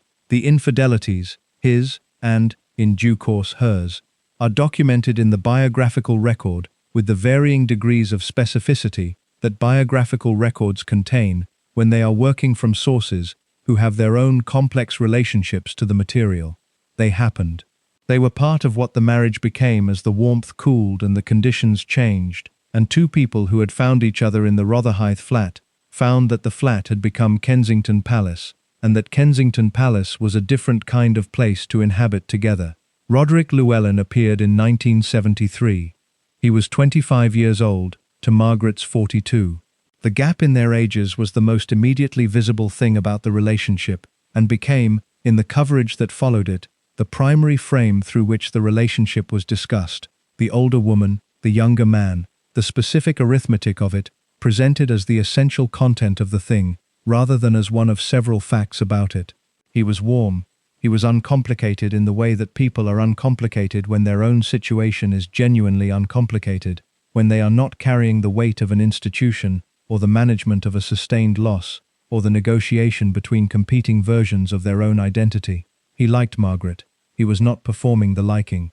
He found her funny, which she was, and interesting, which she was, and he engaged with what was actually there, rather than with the institutional frame around it, which was the quality that Margaret had always responded to in people, because it was the quality that she had always found rare. She responded to him.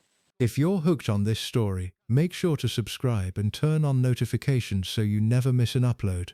Your support means everything and helps me bring you more emotional stories like this one. The relationship was conducted partly at Mystique, the island that had become Margaret's most genuinely private space, the place where the institution's reach was limited by geography, and where she could exist in something closer to ordinary life than any other location available to her.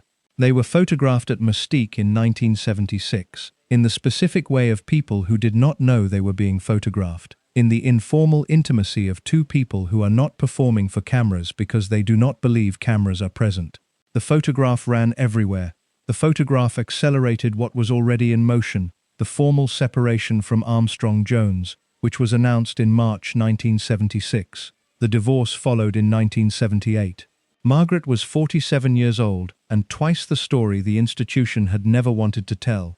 First the woman who had loved Townsend and not been permitted to marry him. Then the woman whose marriage had failed in the visible way of marriages that fail when the people inside them can no longer sustain the conditions required. The coverage of the divorce was the coverage of something the institution had failed to prevent, which is a specific tone that sits between sympathy and judgment, and that Margaret received with the equanimity of someone who had been receiving coverage for 25 years and had developed, through the receiving, a workable relationship with its presence in her life. Through all of this, Townsend was in France. He had been in France since the early 1960s, in the Loire Valley, at the farm that he had found and made his own, with the same creative attention that Armstrong Jones had brought to the Rotherhithe flat, and that Townsend brought to everything he committed to. He had bought it with the proceeds of the early years of his post-palace writing, and had worked it with the specific thoroughness of someone who had decided that the life available was the life worth inhabiting completely. The farm had land, it had a house that required work and received it. It had a garden that Townsend made and remade over the years, with the patience of someone who understands that gardens are not finished things but ongoing projects, that the making of them is continuous and seasonal and never complete. Marie-Luce was there. They had married in 1959 and built the life at the farm together, and the life was genuine, not a consolation, not a substitute, but a real life with real warmth and real intimacy between two people who had chosen each other in the specific way of people who have come to each other without the urgency of youth, and who understand, therefore, more clearly what the choosing means. They had 3 children: Hugo, born in 1960, Gilles, born in 1962, and a daughter, Isabelle, born in 1966. The children grew up at the farm in the Loire Valley, and they grew up in the specific world that their father had made: ordered, warm, outdoors, the garden, and the land, and the particular quality of a life organized around real work and real attention to the living world. Townsend wrote during these years. The writing was not only the memoir that would appear in 1978. He wrote articles, contributed to publications, engaged with the literary and intellectual life of the France he had made his home, in the way that serious people engage with the intellectual life of the places they inhabit. He was a man of genuine intelligence applied to things beyond his professional specialty, and France gave him the time and the space to apply it. He also, during these years, watched England from a distance. He read the English papers. He followed the coverage of the royal family with the attentiveness of someone who had been inside that world for 8 years, and who understood, from the inside knowledge, what the coverage showed and what it did not show. He followed Margaret's marriage, and the marriage's difficulties, and the separation, and the divorce, with the specific quality of attention that comes from caring genuinely about someone's welfare, while understanding that the caring must be expressed at a distance that the welfare itself requires. He did not contact her. This was not absence of feeling. It was the correct expression of feeling in the specific circumstances.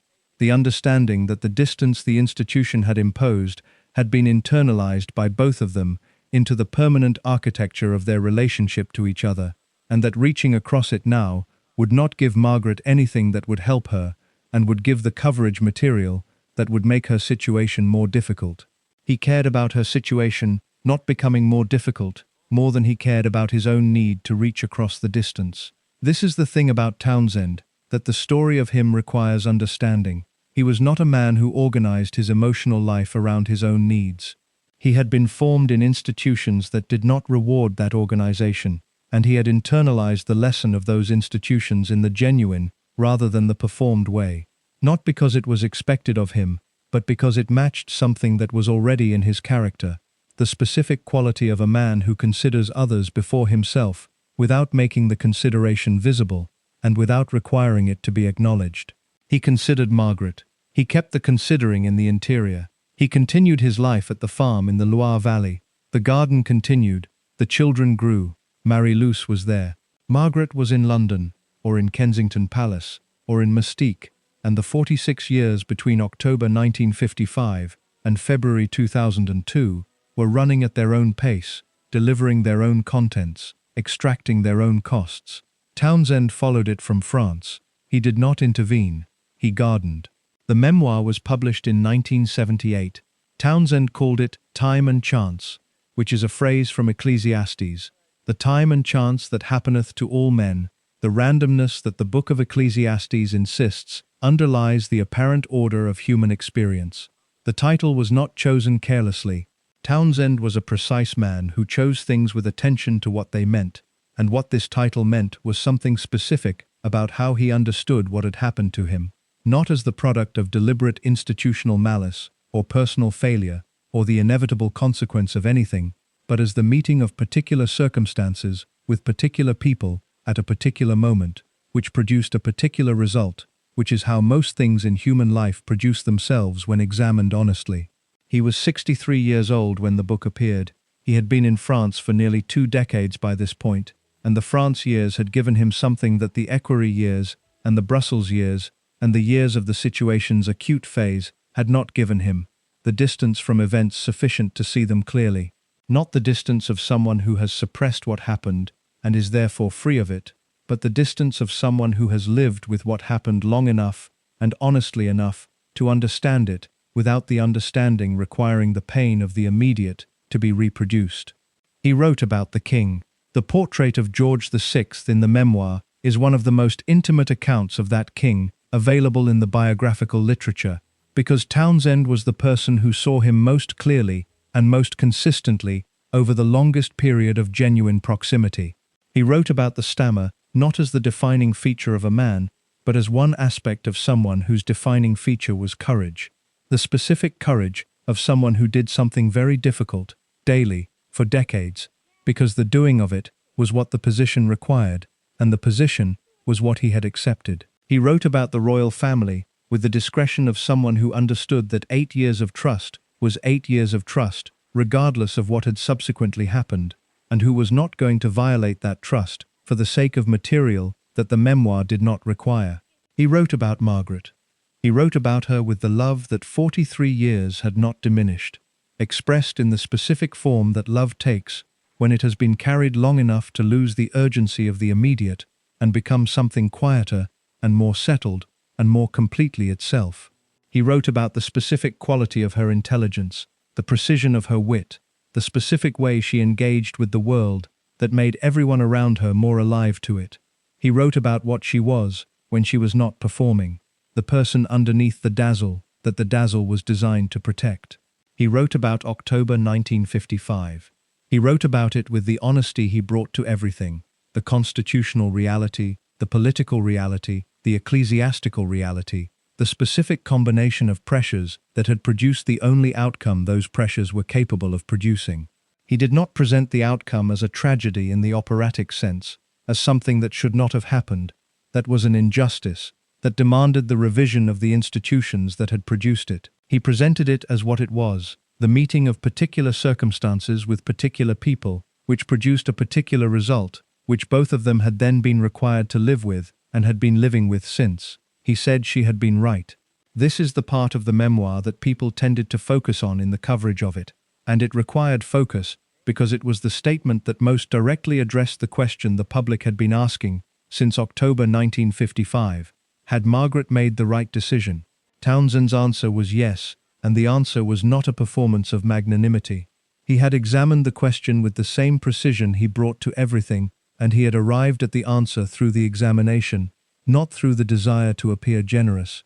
She had been right, because the alternatives were genuinely worse. Not worse in the abstract, worse in the specific sense of what they would have required from the people they would have affected, what they would have cost the Queen, what they would have done to the institution in the specific moment of its history, when the institution was most in need of the stability that October 1955 had provided. He had wanted to marry Margaret. He would have married her immediately and without reservation, and on any terms the situation permitted. And the situation did not permit terms that were not genuinely harmful to things and people that Margaret loved and was responsible to. He understood this. He had always understood this. The understanding did not make October 1955 simple or painless or something he did not wish had been different. It made it correct. The memoir was reviewed extensively. The reviews found what they were looking for and what the memoir actually contained, which in this case was the same thing: a book of considerable quality, written with the precision and the honesty that characterized Townsend himself, that engaged with its material without sentimentality or bitterness, and that produced, for anyone who read it carefully, a portrait of the specific situation and the specific people that was more accurate than anything the coverage had previously provided. Margaret did not comment on the memoir publicly. She had not commented publicly on anything connected to Townsend since October 1955, and she did not comment on the memoir. The silence was maintained with the completeness it had always been maintained with: absolute, consistent, extending to every form of public expression available. Whether she read it, the record does not say. The probability that she read it is sufficiently high that treating it as established for the purposes of this account seems more honest than affecting uncertainty about it. She was a serious reader. The book was about her, among other things. She would have read it. What the reading produced in her is in the interior, where the record does not go. The year 1978 was, for Margaret, the year of the divorce. The two events, Townsend's memoir appearing in the same year as her divorce from Armstrong Jones being finalized, were coincidental in the narrow sense that neither event was planned in relation to the other, and not coincidental in the broader sense that they both belonged to the same long story, which was the story of what October 1955 had produced in the lives of the people it involved. The divorce was public in the way that royal divorces are public, through the palace press office, through the formal legal process, through the coverage that the combination of those two things generates. Margaret was 47 years old. She had been married for 18 years. She was now divorced, which made her the first member of the immediate royal family to hold that status since the abdication crisis of 1936. The institution managed it. The management was better than it had been in 1936 because the world had changed sufficiently between 1936 and 1978 that divorce no longer carried the social catastrophe weight it had carried then, and because the institution had updated its management accordingly. The coverage was not kind, but it was not existential. The situation was processed, and the file was updated, and the institution moved forward. Margaret moved forward also. She was 47, and free of a marriage that had been failing for years, and the freedom was real, but it was also, in the specific way of freedoms that arrive after long confinement, disorienting. She had spent 18 years inside a structure, the marriage, the household, the specific organizing principle of being the Countess of Snowdon, and the removal of the structure left a space that was hers to fill however she chose. She filled it as she had always filled available space, with the social life, the music, the parties, the specific world of rooms and people, and the performance of Margaret that she had been producing since the 1950s, and that she produced now from a slightly older and slightly more tired version of the person who had been producing it.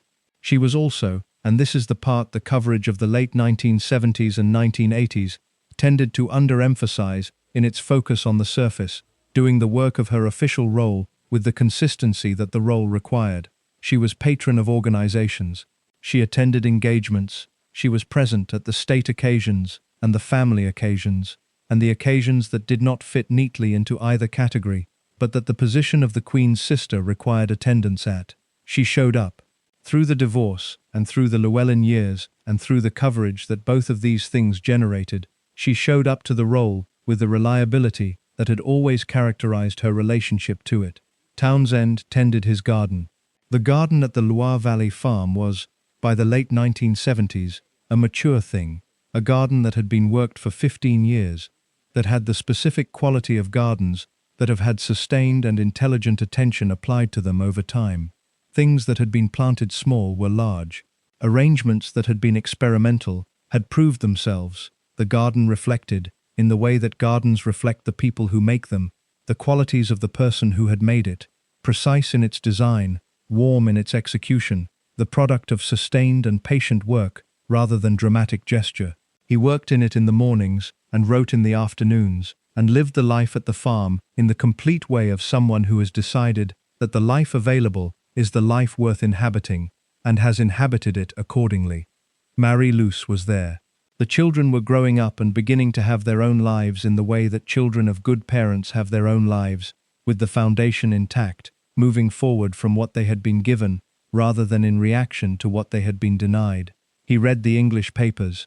He followed the coverage of Margaret through the late 1970s and into the 1980s, the divorce, the Llewellyn relationship, the health complications that began to accumulate in the 1980s, the specific narrowing of the world that the health complications produced. He followed it with the attentiveness of someone who cared about the person the coverage was covering and who understood, from his specific knowledge of her, what the coverage showed and what it missed. What it missed, consistently, was the person underneath the performance. The coverage had access to the surface, to what Margaret did and said in public, to the occasions she attended and the statements she made, and the photographs that documented the public life. What it did not have access to was the interior, because the interior was where Margaret kept what was actually hers, and she had not given the coverage access to the interior and was not going to. Townsend had access to it, not through current contact, they were not in contact, through knowledge, through 40 years of accumulated understanding of who she was and how she worked, and what the gap between the performance and the person underneath it contained. He had been the person who saw that gap most clearly and most early, and who had found it, when he saw it, not as something to be managed, but as the essential truth of her. He still found it the essential truth of her, 40 years later, from France. He had said this, or something that contained this, in the 1978 memoir. He would say it again, more directly, in the 1993 interview. But the 1993 interview was still 15 years away. For now, it was the late 1970s. Margaret was 47 and divorced. Townsend was 63 and at the farm. The decades were running at their own pace, and the distance between England and the Loire Valley was the distance it had been since the institution arranged it in 1953, managed into permanence by the accumulated understanding that the distance was correct, maintained by two people who understood the maintenance was correct, without requiring the correctness to make the maintaining easy. They had never required things to be easy. Neither of them had been formed in circumstances that permitted the requirement. They maintained the distance. The garden grew. The 1980s arrived with a specific cultural energy that the British monarchy received differently from the rest of the country. The rest of the country was receiving Thatcherism, the conviction that the existing arrangements were wrong, that the institutions that had governed post-war Britain had produced stagnation rather than prosperity, that dismantling them was not destruction, but liberation.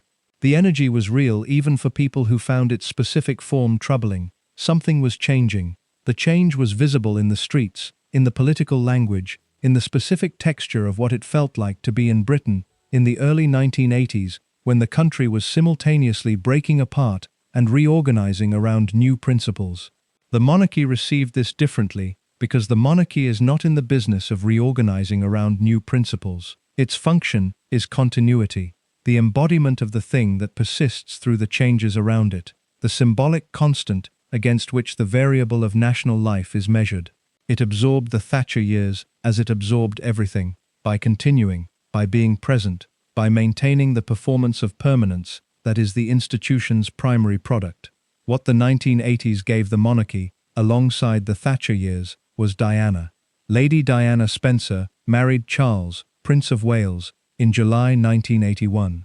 The wedding was watched by 750 million people globally, which remains one of the largest television audiences in history. She was 20 years old. She was the most photographed woman in the world within weeks of the engagement announcement, and she remained the most photographed woman in the world until she died. She was also, and this is the part that the coverage of her life has sometimes addressed and sometimes avoided, someone who arrived inside the institution with the emotional needs of a 20-year-old who had not been formed in it, and who discovered, after the wedding, that the institution had not been designed to meet those needs and was not going to redesign itself in order to. Margaret watched Diana arrive.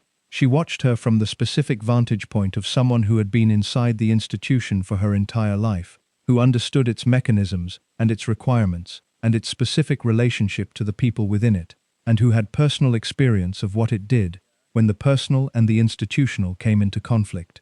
The experience was not abstract. October 1955 was the lived example of what happened when the personal and the institutional came into conflict.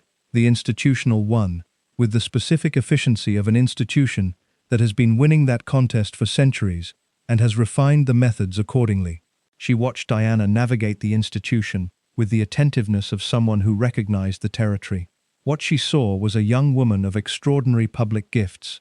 The camera's relationship with Diana was something specific, a chemistry between a person and a medium that very few people in history have had, that made every photograph of her more alive than photographs of other people, that made the watching public feel, through the glass of the television screen, that they were seeing someone real, rather than a performance of someone who was simultaneously not equipped for what the institution required of her. The requirement was the management of self. The institution required the people within it to maintain the distinction between the private person and the public role with a completeness and a consistency that precluded the kind of emotional transparency that Diana's character naturally produced. She was not, by temperament, a person who managed the distinction well. She felt things fully, and the feelings were present in her face, and her body, and the way she was in rooms, and the cameras found all of this, and transmitted it to an audience that responded to it with something close to love. This was, for the institution, a specific kind of problem. The institution had a settled position on the management of personal feeling. It stayed in the interior. Margaret had maintained this position since October 1955 with a completeness that the institution could point to as the correct model. The public Margaret and the private Margaret were kept separate, consistently and permanently, and the keeping separate was the thing the institution relied on from the people within it. Diana could not keep them separate, or would not, or found the separation so fundamentally at odds with who she was that maintaining it was more damaging than the alternative, which was to be who she actually was in public, which the cameras loved and the institution found threatening. Margaret had a complicated response to Diana. She respected the quality. She was not a person who failed to recognize quality when it was in front of her, and what Diana had was quality of a specific and rare kind. The public gift, the emotional immediacy, the specific way she occupied a room, these were real, and Margaret's intelligence was such that she could not deny the reality of them. She also, the accounts of people who knew her well suggest, found Diana's particular form of the quality somewhat destabilizing. Not because she was threatened by it in the competitive sense. They were not competing for the same thing, and Margaret was clear-eyed about what each of them was doing, in a more fundamental sense. Diana's emotional transparency was the alternative to the management that Margaret had been performing since 1955, and watching the alternative performed publicly and successfully, watching it generate the kind of public response that the management had never quite generated, produced in Margaret something that was not simply admiration. It was also, perhaps, the recognition of what the management had cost. She had been performing the management for 25 years by 1980.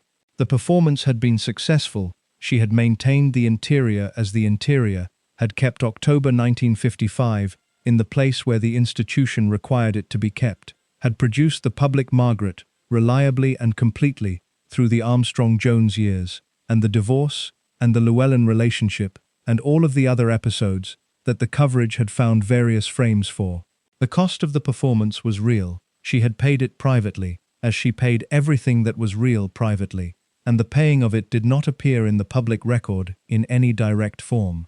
What appeared in the public record was the surface, the performances, the official engagements, the social life, the parties, the specific brilliance that the public associated with her. Underneath the brilliance, in the interior, the cost was accumulating in the way that costs accumulate when they are paid continuously over a long period. Not dramatically, not in visible installments, but in the slow and steady way of something that is being drawn down without being replenished. The 1980s were the decade in which the drawing down became more visible. Not in the interior, which remained Margaret's and remained private. In the surface, in the specific quality of the performance, which was still produced, and still produced well, but which had, to people who had known Margaret for long enough to understand what full capacity looked like, a quality of slightly less than full capacity about it. The health complications were part of this. The lung operation in 1985, which was connected to decades of smoking, was the most visible of them. A significant procedure, publicly known, that required a recovery period and that produced a change in her physical appearance that the photographs captured with the thoroughness that photographs capture changes in people who have been photographed consistently for decades. She recovered. She continued. This was what Margaret did. She recovered and she continued. The recovering and the continuing had been her primary mode of operation since October 1955, and the mode had not changed, had never changed, would not change, until the body made the continuing impossible. Townsend turned 70 in 1984. He was still at the farm. The farm had become, over the 20 years he had been there, something settled, a place that had been worked and known and shaped, and that had shaped him in return, in the specific mutual influence of a person and a landscape that have been in relationship long enough to have left marks on each other. The garden was what occupied him most in these years. Not as a hobby in the diminished sense of the word, but as the primary form of his engagement with the world, the thing that required his full attention and rewarded it, that had the quality of real work in that it was never finished and always produced something, that connected him to the actual physical world of growth and season and the specific satisfactions of making something living out of tended ground. He had written, in the years since the memoir, in a more occasional way, articles, reflections, the kind of writing that a man of genuine intelligence and genuine experience produces when the sustained project of the memoir is complete and the ongoing project of the life continues to produce things worth noting. He had not written another book. The memoir had said what needed to be said. He had also, through the 1980s, given occasional interviews. The interviews were careful in the way that Townsend was careful, not evasive, not managed in the palace sense of management, but precise. He said what he had to say, and he did not say what he did not have to say, and the distinction between the two was maintained with the same discipline that had characterized everything he had maintained since he learned, in the royal household. That discipline was not a constraint on honesty, but its precondition.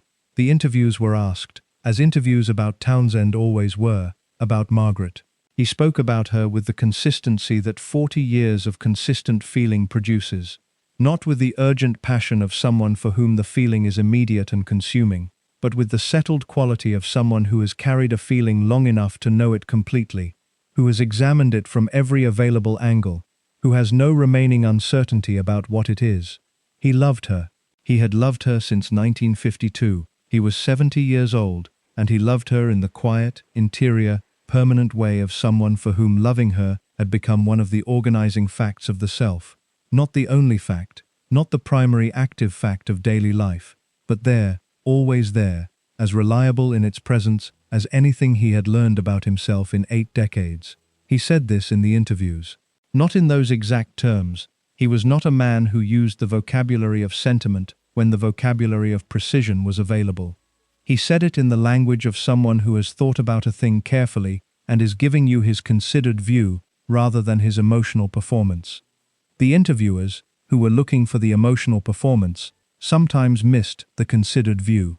It was there. He was 70 in 1984, and he was still working in his garden in the Loire Valley, and Marie-Luce was still there, and the children were adults now, with their own lives, and the life at the farm was what it had been built to be, genuine, good, the product of sustained and patient work, rather than dramatic gesture. He was also, and this is the fact that sits underneath everything else in the accounting of these years, a man who was going to die. This is not a dramatic observation. Everyone is going to die. What makes it relevant in the specific context of Townsend's situation is the question it raises about the interval, about what the years between 1984 and whatever year the dying arrived were going to contain, about whether the distance between him and Margaret that had been maintained since 1953 was going to be maintained permanently, through death, or whether something else was possible before the death arrived. The something else was the 1993 interview. But the 1993 interview was still 9 years away in 1984, and the 1980s were their own decade, with their own contents and their own demands on the two people this story is about. And the demands were being met, as they had always been met, with the specific qualities that each of them brought to the meeting of demands. Margaret recovered from her operation and continued. Townsend tended his garden and continued. The distance between England and the Loire Valley was the distance it had always been, held in place by the accumulated understanding of two people who had spent 30 years understanding that the distance was the correct arrangement and who had maintained it accordingly. The 1980s moved through themselves. The 1990s arrived. The arrival of the 1990s was the arrival of the final decade available to the story, not because either of them knew this, but because the arithmetic was becoming what arithmetic becomes when people are in their 70s and 80s. Time was the variable that the institution had always used to manage the situation. Time had done what time does. It had moved. It had moved for 35 years since Brussels, and for 38 years since October 1955. And what it had moved toward was the specific territory of the 1990s, in which two people in their 60s and 70s were living the lives they had built from what remained, and in which those lives were beginning to approach their natural conclusions. The 1993 interview was the last significant public statement Townsend made about Margaret. He made it because he had something to say that needed saying, that had been true since 1952, and remained true in 1993, and that he was 78 years old and understood, with the precision of someone who has not avoided the knowledge of his own mortality, might not have many more occasions to say. He said it. The next part of this story is about what he said, and what the saying produced, and what came after the saying, which was the death in 1995, and the silence that met the death, and the final years that followed the silence. But in the 1980s, he was still alive. They were both still alive. The distance was still the distance. The garden continued. In the spring of 1993, a journalist traveled to the Loire Valley and sat with Peter Townsend in the garden he had been making for 30 years. Townsend was 78 years old. The garden was in its full spring condition, the specific beauty of a mature garden in April or May, when the things that have been tended for decades are producing what decades of tending produce, which is not the spectacular drama of a new garden, but the settled, confident abundance of something that knows what it is and does it completely. He sat in it and answered questions. He had agreed to the interview with the deliberateness of someone who agrees to things deliberately, not because a journalist had found him and he was too polite to refuse, not because he needed the attention or the income, but because he had decided that he had something to say, and that saying it now, at 78, was the appropriate time. What he had to say was not complicated. It was, in fact, the simplest possible statement available to him on the subject the journalist had come to discuss. The journalist asked whether he still thought about Princess Margaret. He said yes. The journalist asked whether he still had feelings for her. He said he still loved her, present tense, not the past tense that would have made the statement historical, a matter of record rather than current fact. The present tense of someone who has checked the interior before answering and found the answer accurate and given it without performance. The journalist pressed further. After 40 years, after the marriage to Armstrong Jones and the divorce, and all the years between October 1955 and the spring of 1993, he said after all of it, yes. He did not elaborate at length. He was not a man who elaborated beyond what the statement required. He had made the statement, and the statement was precise and complete, and contained what it contained, which was the truth of 41 years expressed in the present tense. He also said, as he had said in the memoir 15 years earlier, and as he had said in every interview in which the question had been put to him directly, that Margaret had been right in October 1955. He said it again now, at 78, with the same considered conviction he had held it since 1955, not as a performance of acceptance, not as the generous public position of someone who privately believed differently, but as his actual conclusion, reached through honest examination and maintained through honest re-examination across 4 decades. She had been right. The cost of the rightness was real. The rightness remained. The interview was published and received the attention that anything connected to Townsend and Margaret received, the specific attention of a public that had been following this story since the photograph outside Westminster Abbey in 1953, and that found, in this interview, 40 years later, a continuation of the story that it had assumed was finished. The story had not been finished. The story had been in the interior, running on its own schedule, indifferent to the public assumption that it had concluded in October 1955, when the statement was issued. The interior does not conclude on the schedule of institutional management. It runs until it stops. The interview demonstrated this. 41 years after the feeling had been named between them, the man who had named it first was sitting in his garden in France, saying it was still there. Present tense. After Armstrong Jones and the divorce and Llewellyn, and the health complications, and the decades of managed distance, and everything else those decades had contained. Still there. Kensington Palace, when asked for a comment, said that Princess Margaret had no statement. Of course she had no statement. She had not made a statement about Townsend since October 1955, and she was not going to make one now, not in response to a press inquiry, and not in response to anything else. The maintenance of the silence was one of the most complete and consistent things she had ever done, and it was not going to be broken by the question of whether she had a response to an interview her former, she had no word for what he was, which was itself a form of the statement, had given to a journalist in France. She had no statement. What she had, in the privacy of Kensington Palace in the spring of 1993, was the knowledge that Peter Townsend had sat in his garden in the Loire Valley at 78 years old and told a journalist that he still loved her. What she did with this knowledge is in the interior. The interior is where it remains. The years between the 1993 interview and Townsend's death in June 1995 were 2 years, which sounds like a brief interval and was in the specific circumstances of two people in their 70s and late 60s, a significant portion of the remaining time. Townsend was 78 when the interview was published. He was 80 when he died. The 2 years between those points were the last 2 years of his life, spent at the farm, in the garden, with Marie-Luce, and the occasional visits of the children, who were adults now with their own children. He was diagnosed with stomach cancer at some point in this period. The diagnosis was not public and is not in the public record with precision. The accounts of it come from the biographical literature rather than from Townsend himself, who did not discuss his medical situation publicly. What is known is that the cancer was the cause of his death, that it was present for some period before the death, and that the period of its presence was the period in which he continued to live the life he had always lived at the farm, the gardening, the writing, the French life he had built over 30 years. He did not dramatically revise the life in its final period. He was not a man who responded to the knowledge of mortality with revision. He had been living with the knowledge of mortality since the Battle of Britain, had incorporated it into the operating philosophy of someone who inhabits the available life, because the available life is the only life reliably available. The cancer changed the timeline. It did not change the philosophy.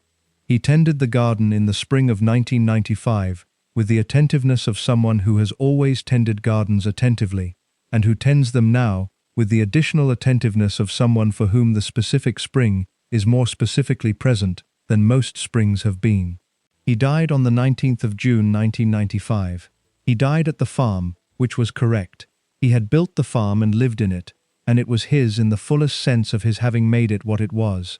And dying there was the appropriate conclusion of that relationship between a person and a place. Marie-Luce was with him. His children were with him. The garden outside the window was in its June condition. Roses, most likely, because Townsend grew roses, and June in the Loire Valley is when roses are at their fullest and most completely themselves. The news reached England through the wire services, as news reaches places through wire services. The press offices in London processed it with the professional efficiency of people who understand the mechanics of death announcements. The verification, the preparation of the obituary that has been waiting in the files since the man became old enough that the waiting was reasonable. The calls to the palace press offices for comment.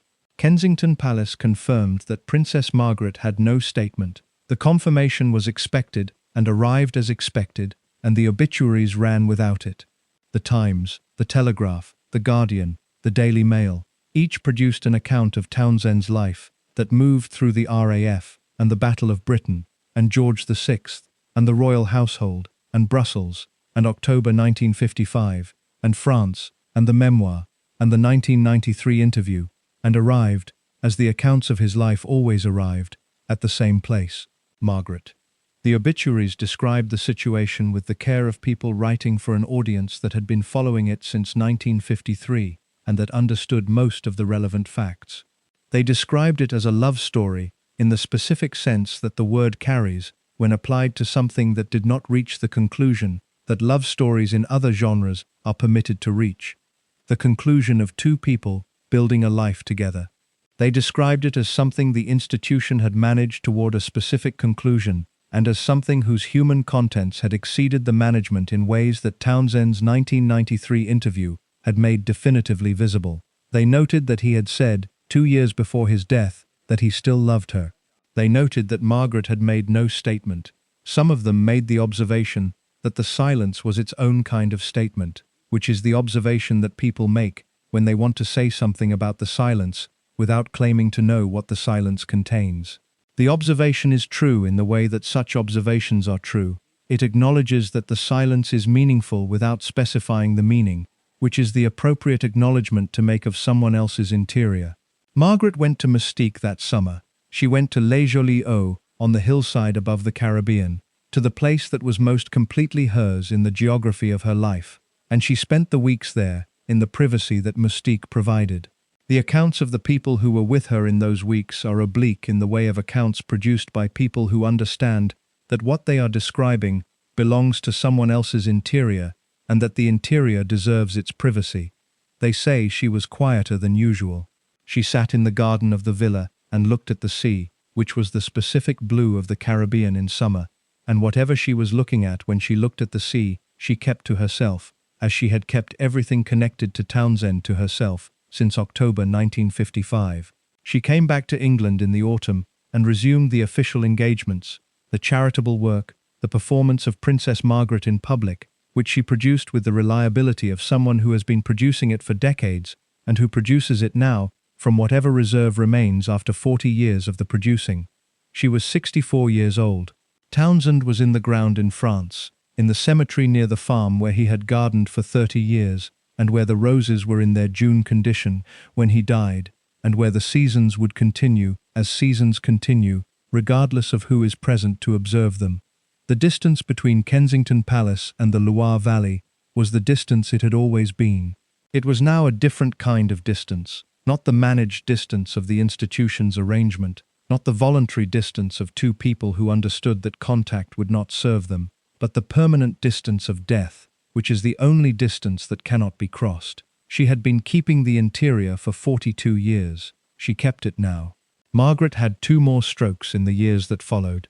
The first came in February 1998, in Mustique, in the villa on the hillside above the Caribbean, where she had been going for decades, and where the specific privacy of the island had always provided the closest available approximation of a life not organized around institutional requirements.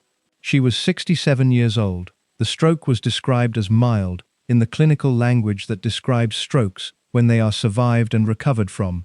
Mild meaning not immediately catastrophic, meaning the person is still there on the other side of it, meaning the functions most essential to continued life are intact.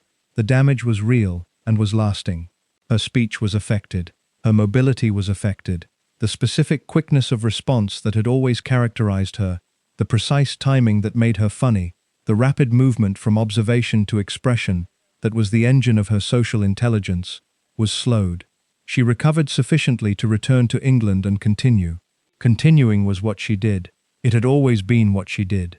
From October 1955 onward, through the Armstrong-Jones years and the divorce and the Llewellyn relationship and Townsend's death and the health complications of the 1980s, the mode had been consistent. Something happened, and she recovered from it, and she continued. The continuing was not passive. It was the active choice of someone who had decided, at some fundamental level, that the available life was the life to inhabit, and that inhabiting it required presence rather than its alternative. She was present. She appeared at official engagements in a wheelchair after the stroke, in the specific changed form that strokes produce in people, the same person, demonstrably the same, and also different in the ways that the body becomes different when something has happened to it that cannot be entirely repaired. The photographs documented the change with the thoroughness of cameras that had been documenting Margaret for 50 years, and that continued documenting her now, in this changed form, with the same attentiveness they had brought to every previous form. The coverage received the photographs with the specific sympathy that the public extends to people it has watched for a long time when those people are visibly diminished, the sympathy that is also, underneath itself, a form of reckoning with what has been and what remains. What remained was Margaret, not the full version, not the Margaret who had entered rooms and changed their temperature by entering, who had timed her remarks with the precision of someone who understood instinctively where the laugh was and aimed for it, who had been the most immediately compelling presence in every gathering she attended for 5 decades. That version was reduced now, was produced at less than its previous capacity, required more effort and produced less completely, but still there. Still the person who had sat in Kensington Palace in October 1955 and written the statement, and still the person who had loved Townsend since she was 17, and still the person who had maintained the interior as the interior through everything that the maintaining had required. She had a second stroke in 2001. This one was more significant. The clinical description, more significant, producing more lasting impairment, requiring more sustained management of the consequences, translates into what strokes actually are, which is the progressive subtraction of the person from the self they have been, the removal of capacities one by one until the capacities that remain are insufficient to sustain the life the person has lived. She was 69 years old. The world she inhabited in the final year of her life was a world contracted from the one she had always known. Kensington Palace, which had been her home for decades, contained her in a different way now, not as the place she returned to between the parties and the engagements, and the social occasions, and the trips to Mustique, but as the primary physical container of the daily life, the place she was, because movement to other places was limited and sometimes impossible. She had her children. David was 40 in 2001. Sarah was 37. They were present in the way that adult children are present in a parent's final period, genuinely, periodically, with the specific tenderness of people who understand that the time is limited and who organize themselves around making the time what it can be. She had the Queen. The relationship between the two sisters in Margaret's final year is one of the things in this account that the public record documents most obliquely, and that the people who knew the family from inside describe with the specific reticence of those who understand that what they are describing is the most private thing available, the interior relationship of two people who have shared a world since birth and who are approaching, from their different positions in it, the moment when one of them will leave. Elizabeth visited. She was there in the way that she was always there for Margaret, the elder sister, the one who carried the weight of the institution, and who came to Margaret as a sister rather than as the Queen, with the specific switching that the people who knew both of them described as one of the things Elizabeth did most completely and most invisibly. They were sisters before they were anything else. That had always been true. It was true now, in Kensington Palace, in the final year, when Margaret was diminished and present and still herself in the ways that matter most, and Elizabeth came and sat with her. What they said to each other in those visits is in the interior of both of them, and is therefore permanently private. Margaret went to Sandringham for Christmas 2001. This was the family Christmas, the gathering of the royal family at Sandringham that had been the pattern of the institution's December for decades, the specific domestic arrangement of the crown in its most intimate form. She went. She was there. She was photographed arriving in a wheelchair, composed and neat, present at the occasion that the family organized itself around, in the way she had always been present at the occasions the family organized itself around. It was the last Christmas. She came back to London in January 2002 with the knowledge, or the sense, that people carry in the final period when the final period is close. Not a clinical knowledge, not the result of a specific prognosis delivered in specific language, but the understanding that the body has been communicating through the strokes and the complications and the progressive diminishment that the remaining time is limited in a way that it had not always been limited. She had another stroke in January, then another. The strokes accumulated in the specific way of terminal illness, each one taking something, the sum of the taking becoming, progressively and then completely, the whole. The capacities that remained after the second 2001 stroke were further reduced, then further reduced again. The reduction was in one direction and was not reversing. She died on the 9th of February 2002 at the King Edward VII Hospital in London. She was 71 years old. She had been born in August 1930, the second daughter, the spare, the one whose position was defined primarily by not being the heir, and who had spent her life finding out what else the position contained. She had loved Peter Townsend since she was 17 years old, and had given him up at 25, and had built from what remained a life that was remarkable in its scope and its vividness and its cost. The Queen was told by telephone. She was at Sandringham when the call came. The accounts of those who were present describe a woman receiving the news with the composure she brought to everything, not without feeling, not performing composure as a substitute for feeling, but with the feeling held in the interior, in the way she had always held things in the interior, and that she held this in now, the most personal loss available to her, the death of the person with whom she had shared the foundational years, her sister. She issued a statement. The statement used the language that royal statements use for grief, formal, measured, saying what was true in the smallest possible space. She said that she had lost the support of a dear sister. She said that she hoped that those who had ever suffered loss would understand what she and her family were going through. She called Margaret her beloved sister. The word was not decoration. Margaret was buried at Windsor Castle, in St. George's Chapel, on the 15th of February, 2002.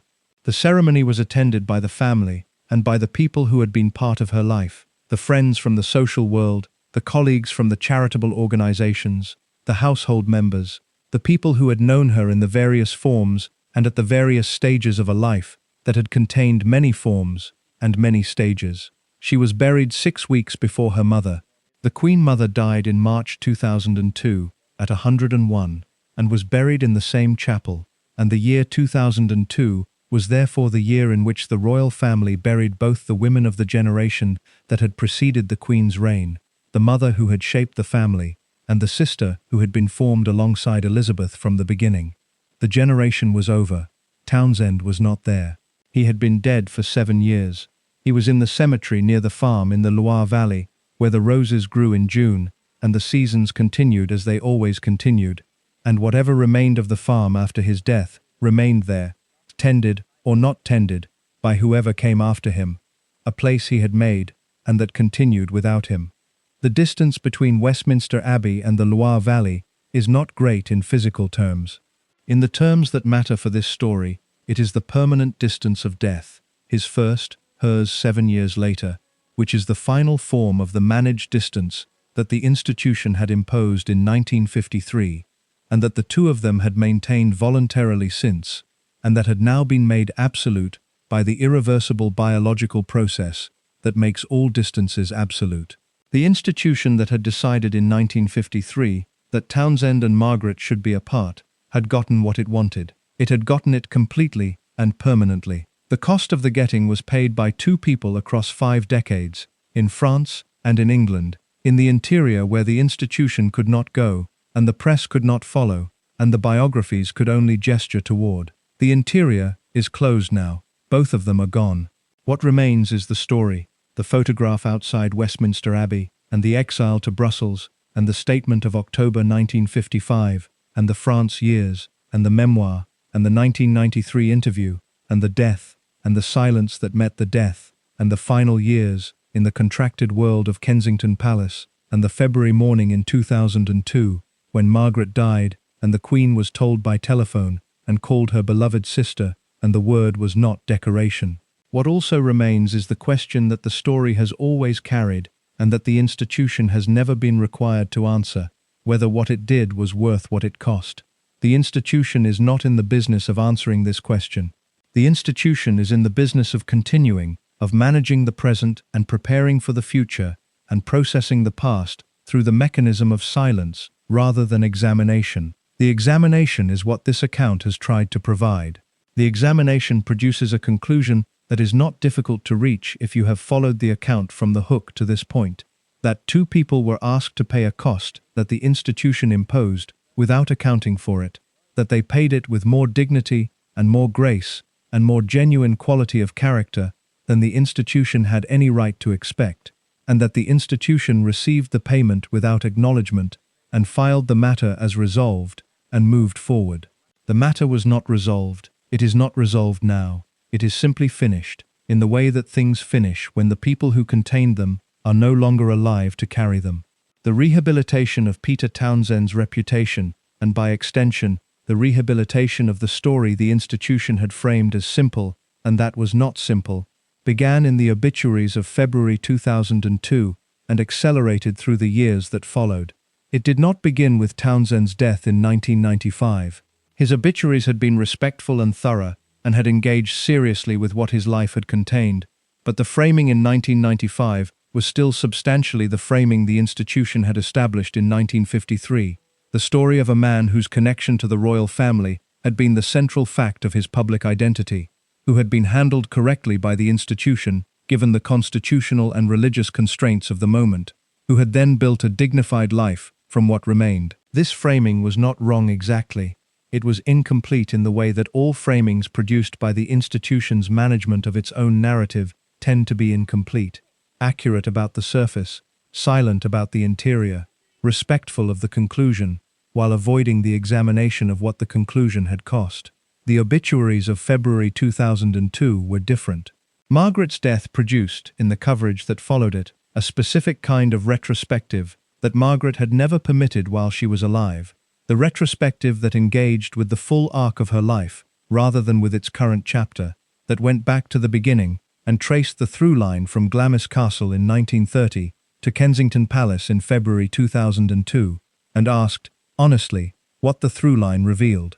What the through line revealed was October 1955. It always revealed October 1955. Every account of Margaret's life returned to October 1955 as the hinge, the pivot, the moment at which the life that was possible and the life that happened had diverged. The obituaries of 2002 returned to it also, but with a quality of examination that the coverage of her living years had rarely managed. The willingness to ask not only what happened, but why it happened, and whether what happened was right. The answer to the last question was, in the better obituaries, the answer this account has been building toward. It was not right in the sense of being proportionate. The constitutional constraint was real. The ecclesiastical position was real. The political reality was real. These things did not produce a result that was proportionate to what two specific people had to pay for it. Margaret and Townsend had paid, between them, across a combined 90 years of living in the aftermath of October 1955, a cost that the institution had never acknowledged and never been required to justify. The obituaries said this, or said versions of this, with the directness that journalism sometimes achieves when the subject is safely dead and the coverage is therefore free of the calculation that proximity to power imposes. They also said something that the coverage of Margaret's living years had rarely managed to say clearly, that the life she had built from what remained was not a diminished version of the life she should have had. It was genuinely remarkable. It was full, vivid, complicated, expensive in its internal costs, and entirely hers. She had inhabited it with the completeness of someone who had understood that the only life worth inhabiting is the one available, and she had inhabited it without the kind of performed acceptance that would have made the inhabiting dishonest. She was not at peace with October 1955, the interview she never gave, and the statement she never made, and the silence she maintained for 47 years were not the expressions of someone who had made peace. They were the expressions of someone who had concluded that the correct management of a situation that could not be changed was to keep its interior private, and who had managed it accordingly, and who had kept the peace with the world while maintaining within herself the full knowledge of what the world had cost her. This is not peace. This is something more difficult than peace, and more honest than the performed version of it. The biographies that appeared in the years following her death engaged with this distinction with varying degrees of seriousness and varying degrees of access to material that the palace had not made available and would not make available. The best of them, the ones that took the material seriously rather than using it for the purposes of celebrity biography, produced accounts of Margaret's life that were, in their essential outlines, consistent with what this account has described. They produced a portrait of a woman whose qualities exceeded the space available for them, whose position in the specific hierarchy of the institution she was born into did not have adequate room for the intelligence and the wit and the genuine emotional depth that she possessed, and whose management of the gap between what she was and what the position permitted was the central project of her adult life. The gap had been managed. The management had been, in its external expression, successful. The public had never had direct access to the interior. The institution had never been required to confront publicly what October 1955 had actually done to the person it had been done to. The narrative remained, officially, the narrative the institution had established, a decision made correctly, managed gracefully, concluded properly, the matter resolved. The matter was not resolved. The biographies made this visible. The documentaries made it visible. The dramatizations that came later, including the Netflix series that brought the story to a global audience orders of magnitude larger than any previous version of it had reached, made it visible in a form that the audience of the 21st century received without the institutional framework that had shaped the understanding of the original audience in 1955. The 21st century audience saw two people. They saw what the institution had done to two people. They responded, consistently, and across cultures, and across the generational distances that separated them from 1955, with the same response, the response of people who recognize an injustice when it is put in front of them, without the management that conceals it. The response was not comfortable for the institution. The institution did not engage with it directly. The institution does not engage directly with things it prefers not to engage with. It manages them through the mechanism of silence and of forward motion. It continues, it maintains the performance of continuity, it processes the present and prepares for the future, and allows the past to be managed by the passage of time rather than by examination. The passage of time had not, in this case, produced the effect that the institution tends to assume the passage of time produces: the fading of significance, the replacement of the specific by the general, the gradual softening of something that was once sharp into something that history can file as settled. The story of Margaret and Townsend had not faded, it had become more visible. The specific combination of the personal and the institutional that it contained, the love story, the constitutional constraint, the managed exile, the dignified conclusion that was not a conclusion, was more visible in 2010 and 2015 and 2020 than it had been in 1975 or 1985, because the distance from 1955 was now large enough to see the whole shape of it. The whole shape was not the shape the institution had drawn. The institution had drawn a shape in which the decision was correct and the management was appropriate, and the people involved had made the best of what the situation provided. This shape was not false, it was incomplete.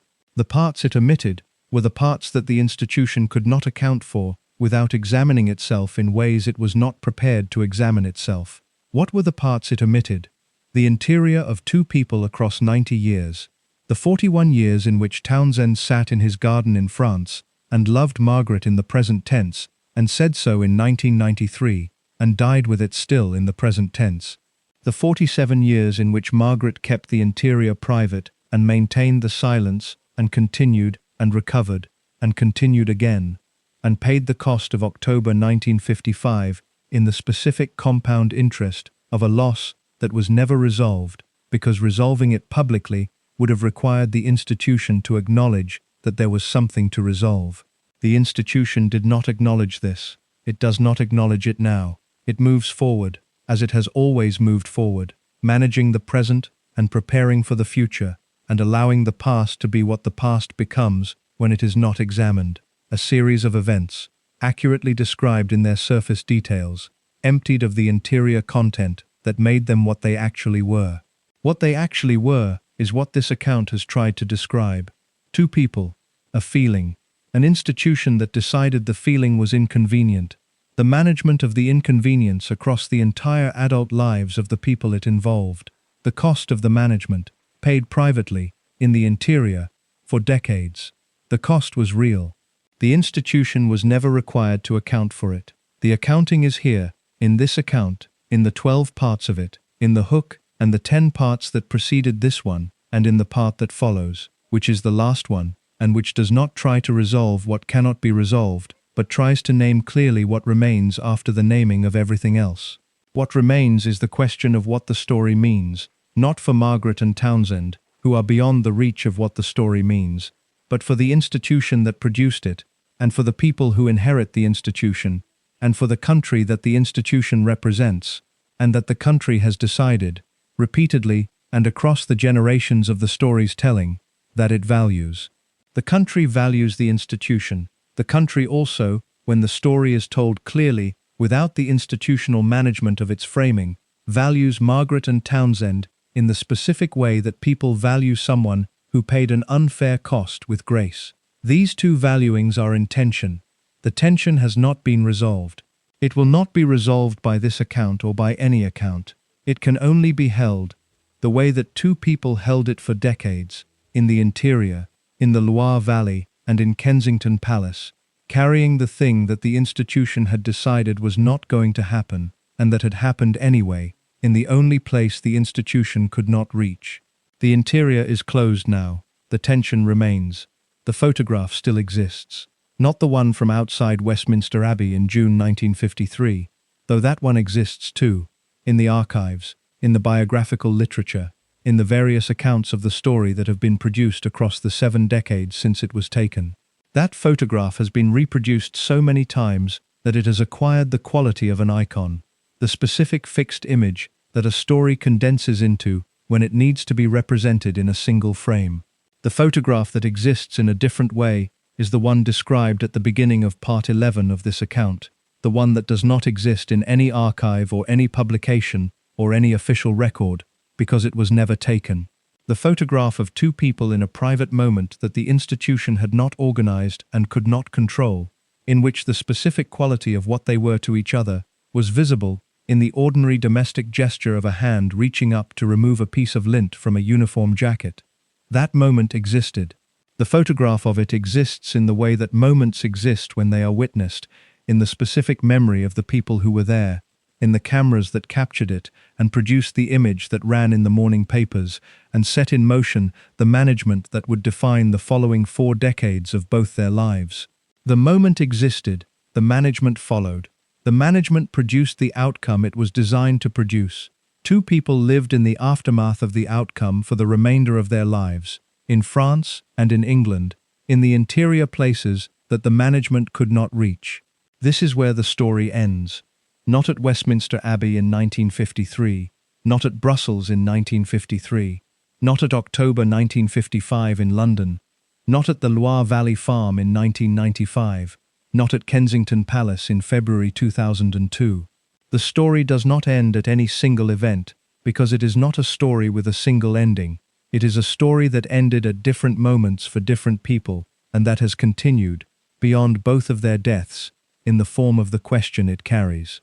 The question it carries is the question this account has been building toward from the hook, and that the preceding 11 parts have been filling in the context necessary to ask seriously. The question is not whether Peter Townsend and Princess Margaret should have been permitted to marry.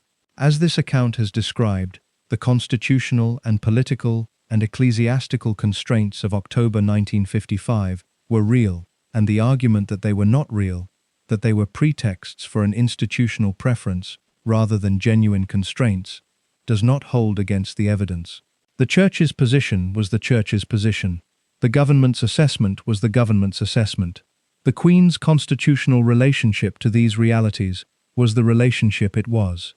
The question is what the institution understood itself to be doing when it managed the situation toward the outcome it produced, and whether that understanding has ever been subjected to the kind of honest examination that the people who paid for the outcome deserved.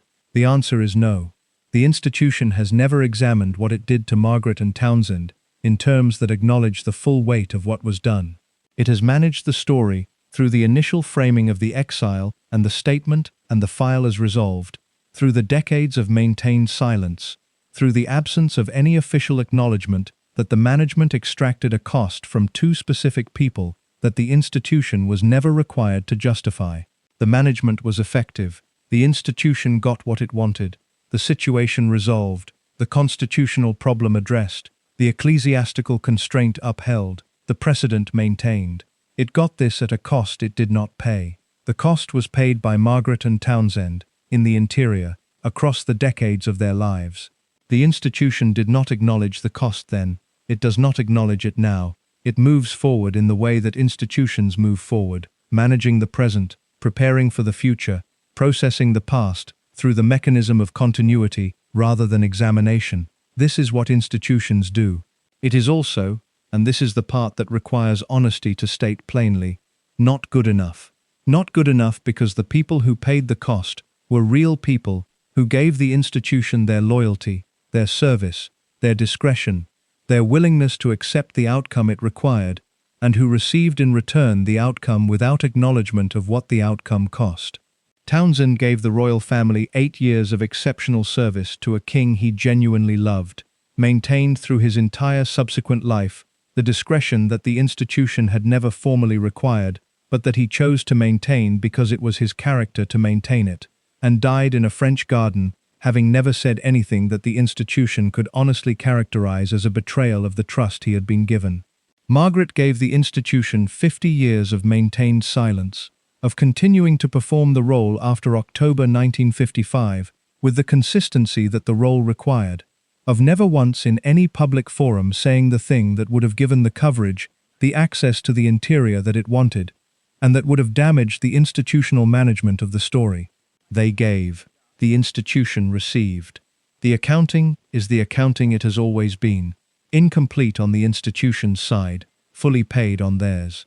Crawford's story, which this script began by referencing in its broader examination of what the institution does with the people who serve it most closely, rhymes with this one, in the ways that the rhyme between two different situations rhymes. Not identically, not in the same key, but with the same essential structure. Crawford gave 16 years and received silence and exile. Townsend gave 8 years and received Brussels. Margaret gave 50 years and received the outcome the institution required. None of them were paid in kind. The payment they received was the payment the institution makes to everyone: the proximity, the belonging, the sense of being part of something larger than themselves, the specific quality of being inside the world rather than outside it. The payment is real while it lasts. It stops lasting when the institution decides it is no longer convenient to extend it. Then there is nothing. No contract, no pension, no formal acknowledgement, no examination of what was taken and what was given in return. The file is closed. The matter is resolved. The institution moves forward. What does not move forward is the interior of the people the institution has used. Crawford's interior contained 16 years of a royal family she had loved, and the knowledge of what it had done to her when she wrote something warm about them. Townsend's interior contained 43 years of a woman he had loved in the present tense, and the knowledge that the institution had decided the present tense was inconvenient. Margaret's interior contained 50 years of the same knowledge from the other side of it. These interiors are closed now, all three of them: Crawford, who died in 1988, and Townsend, who died in 1995, and Margaret, who died in 2002, are beyond the reach of what any account can give them. They cannot be given acknowledgement or apology or the formal recognition that the institution never provided. They are gone. What is not gone is the story of what Peter Townsend and Princess Margaret were to each other, and what the institution did about it, and what it cost them, is not gone. It is in the historical record, imperfectly but increasingly clearly, in the biographies and the documentaries and the dramatizations and the accounts like this one that try to say plainly what the institutional management has always preferred to leave unsaid. What it has always preferred to leave unsaid is this: the institution made a decision about two people's lives without accounting for the cost of the decision to the people whose lives it decided about, administered the decision with the full weight of its constitutional and political and ecclesiastical authority, received the loyalty and the silence and the dignified acceptance of the outcome from both people, and filed the matter as resolved, without ever acknowledging that the matter, in the interior of the people it involved, was not resolved. The matter was never resolved. It ran for 43 years in Townsend, and for 47 years in Margaret, in the interior, in the private record, in the place the institution could not reach. It is finished now. The finishing is not resolution, it is the cessation of the running, the ending of something that ran, because the people who carried it were alive, and that stopped when they stopped. What Townsend said in the spring of 1993 in his garden in the Loire Valley, sitting with the journalist among the roses, was the truest available summary of what the story had been. He said he still loved her, present tense, after 41 years. In the face of everything the institution had arranged to make the feeling inconvenient, and the expression of it impossible, and the continuation of it purposeless. Still, present tense, after all of it. Margaret made no statement. Her silence was the same statement as his words, from the other side of the distance the institution had imposed. Both of them present tense, both of them still, for 41 years in him, and 47 years in her, in the interior, in the Loire Valley, and in Kensington Palace, in the private record that this account has tried to describe without claiming to have access to. The thing that the institution had decided was inconvenient continued. It continued because the institution could reach many things and could not reach this. The love was in the interior was theirs, the institution got everything else. On the 9th of April 2005, in the Guildhall at Windsor, Charles, Prince of Wales, married Camilla Parker Bowles. The Archbishop of Canterbury was not there. The marriage was a civil ceremony rather than a religious one, which was itself a statement about what the Church of England's position on the remarriage of divorced persons had and had not become in the 50 years since Geoffrey Fisher had communicated his views through the appropriate channels regarding Peter Townsend. The Archbishop attended the service of prayer and dedication that followed the civil ceremony at St. George's Chapel, which was a distinction that required some theological precision to maintain, but that the Church maintained nonetheless, with the specific institutional flexibility that institutions develop when the alternative to flexibility is a confrontation with powerful people they would prefer not to confront. Camilla Parker Bowles had been divorced. She had been divorced since 1995, the same year Townsend died, which is a coincidence the story contains, without the story having arranged it. Charles had been divorced since 1996. He married Camilla 10 years after Townsend's death and 3 years after Margaret's death, and the marriage was conducted with the full knowledge and approval of the Queen, who did not attend the civil ceremony because her attendance would have complicated the constitutional optics, but who sent a written message of support and attended the church service and was photographed afterward at the reception at Windsor Castle, with the expression of someone who is genuinely glad for a situation that has been resolved. The situation that had been resolved was Charles and Camilla. The situation that had been decided 50 years earlier, with the exile to Brussels and the statement of October 1955, was Margaret and Townsend. The comparison is not comfortable. It is not comfortable because it does not resolve cleanly into an argument that the institution was simply different in 1955 than it was in 2005, that the world had changed sufficiently in 50 years that what was impossible in 1955 was possible in 2005, and that this change was the explanation rather than the indictment. The world had changed. Divorce no longer carried the social catastrophe weight it had carried in 1955. The Church of England had evolved its pastoral position on divorced persons, with the gradualism that the Church brings to the evolution of positions it has held for centuries. The political landscape had changed in ways that made the parliamentary arithmetic of 1955 no longer the arithmetic of 2005. All of this is true. What is also true is that the institution found, in 2005, the flexibility it had not found in 1955, and the person for whom it found the flexibility was the heir to the throne, and the person for whom it had not found it was the heir's aunt, and the distinction between those two positions was not constitutional or ecclesiastical or political in any meaningful sense. It was hierarchical. The institution found the flexibility for Charles because Charles was Charles, because the question of the heir's marriage was of sufficient constitutional significance that the institution was prepared to find the flexibility necessary to resolve it, because the alternative was a king who was publicly and permanently separated from the woman he had been in relationship with for decades, and who was prepared to make that separation as difficult and as visible as it needed to be.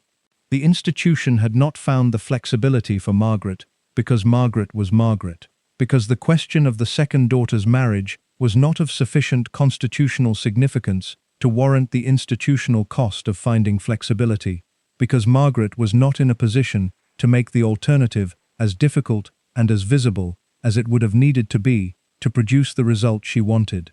This is the arithmetic the institution performed in 1955 and performed again, in reverse, in 2005. The arithmetic was not constitutional. It was about power, about who had enough of it to make the institution absorb the cost of flexibility and who did not. Margaret did not have enough. Charles did. The Church of England that had been invoked in October 1955 as the primary ecclesiastical reason that Margaret could not marry a divorced man gave its blessing, 50 years later, to the marriage of the heir to the throne, who was himself divorced, to a woman who was also divorced. The Archbishop of Canterbury, who stood at the service of prayer and dedication in St. George's Chapel in April 2005, was not performing a theological contradiction. He was performing the specific institutional operation of finding, when the institution requires finding, the pastoral and theological resources to accommodate what needs to be accommodated. Those resources had existed in 1955, They had not been deployed in 1955. Margaret was dead by April 2005. She had died 3 years earlier. She could not observe the wedding at Windsor, or form a view of its theological implications, or say anything publicly that she would not have said publicly in any other context, which is to say nothing. The silence she had maintained since October 1955 was maintained beyond her death by the fact of her death, and the death was permanent, and the silence was therefore permanent. Townsend had been dead for 10 years. He could not observe it either. What the people who had followed the story since 1953 could observe, and many of them did observe it, with the specific quality of attention that comes from having watched something for 50 years and then watching its apparent sequel, was the institution performing in 2005 the flexibility it had declined to perform in 1955, for a different person, in a different hierarchy, and without any acknowledgement that the performance illuminated anything about what had happened in 1955. The institution did not acknowledge this. Of course it did not acknowledge it. The institution acknowledges things when the acknowledging serves its current purposes, and declines to acknowledge things when the acknowledging would require it to examine its own past decisions in ways that produce discomfort without producing benefit. Acknowledging that the 2005 marriage implied something about the 1955 decision would have produced discomfort. The institution did not perform it. The coverage, however, performed it. The coverage of the 2005 wedding could not avoid the comparison, because the comparison was too obvious to avoid, and because the journalists who covered it were the journalists who had been covering the royal family long enough to understand that the comparison was the most significant thing the wedding contained beyond the wedding itself. Every analysis of Charles and Camilla's marriage that was worth reading engaged with Margaret and Townsend, if only in the paragraph that acknowledged the irony and moved on. The irony did not move on. It remained, fixed in the historical record, as the most concrete piece of evidence available for the argument that what the institution had done in 1955 was not the inevitable result of genuine constraint, but the result of a decision made by an institution with the power to make it, and the preference for making it the way it made it. The genuine constraint was real. The Church's position was the Church's position. The government's view was the government's view. These things were not invented. But the genuine constraint was also, as 2005 demonstrated, not absolute. It was not the immovable wall that the management of the 1955 situation had presented it as. It was a constraint that the institution had the capacity to work around when the institution decided that working around it was the appropriate course. In 1955, the institution had decided it was not the appropriate course. In 2005, the institution had decided it was. The difference between these two decisions was not the constraint. The constraint had changed somewhat in 50 years, but it had not changed so completely that the 2005 marriage was constitutionally simple, while the 1955 marriage would have been constitutionally catastrophic. The difference was the person, the weight and the significance, and the institutional necessity of resolving the situation of the heir as opposed to the situation of the second daughter. Margaret was the second daughter. Her situation was not of sufficient institutional necessity to warrant the cost of the flexibility. This is what October 1955 actually was. Not a tragedy in the operatic sense, not the inevitable result of forces too large for human decision to alter. A decision made by an institution that had the power to make it, and that made it on the basis of the institutional arithmetic that institutions apply to the people within their orbit, when the people's interests and the institution's interests come into conflict. The institution's interests prevailed. They prevailed in 1955, and they prevailed through the 50 years that followed, and they prevailed in 2005, when the institution found, for a different person, in a different position, the flexibility it had declined to find for Margaret. Margaret was gone by then. She could not observe the prevailing. She could not observe the wedding, or the archbishop, or the service of prayer and dedication, or any of the institutional performance of flexibility that the April 2005 ceremony contained. She had paid October 1955 in full, and then she had died. The institution continued. It always continues. This is what institutions do. They continue. They manage the present. They prepare for the future. and they allow the past to be what the past becomes when it is not examined, which is a series of events that are accurately described in their surface details and emptied of the interior content that made them what they actually were. What they actually were in October 1955 and in April 2005 is what this additional part of the account has tried to say. October 1955 was not inevitable. It was a decision. The decision had an alternative that the institution chose not to take.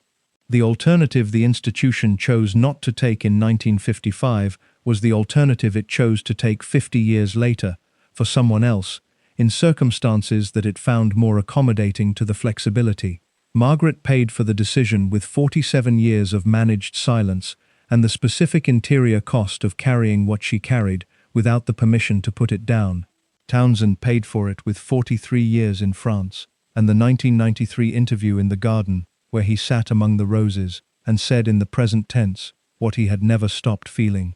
The institution paid nothing. The institution never pays for the decisions it makes about the people within its orbit. It makes the decisions, and the people pay, and the institution continues, and the file is closed, and the matter is resolved, and the world moves forward. Charles and Camilla married in April 2005.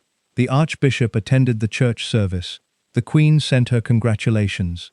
The photographs showed two people in the specific condition of people who have waited a very long time for something and have finally, in the forms available, been permitted to have it. They were permitted. Margaret and Townsend were not. This is the last thing the story has to say, and it says it without bitterness and without the demand that the institution produce an accounting it will never produce, and without the pretense that the saying of it changes what happened or gives back what was taken. It changes nothing. It gives back nothing. It says only what is true, which is that the institution made a choice in October 1955, and that the choice was not the only choice available, and that the people who paid for the choice paid fully, and that the institution received the payment without acknowledgement, and that 50 years later it made a different choice for a different person, and that the difference between the two choices was not the constraint. It was the person. It was always the person. Margaret was the wrong person in the wrong position at the wrong moment in the institution's history, and the institution decided accordingly, and the deciding was what it was, and the people it was done to were who they were, and who they were was remarkable, and what was done to them was not. The story ends here. The institution continues. Thank you so much for watching until the end. If you loved this story, check out the other videos on your screen now. I think you'll really enjoy them. And don't forget to subscribe if you haven't already. See you in the next story.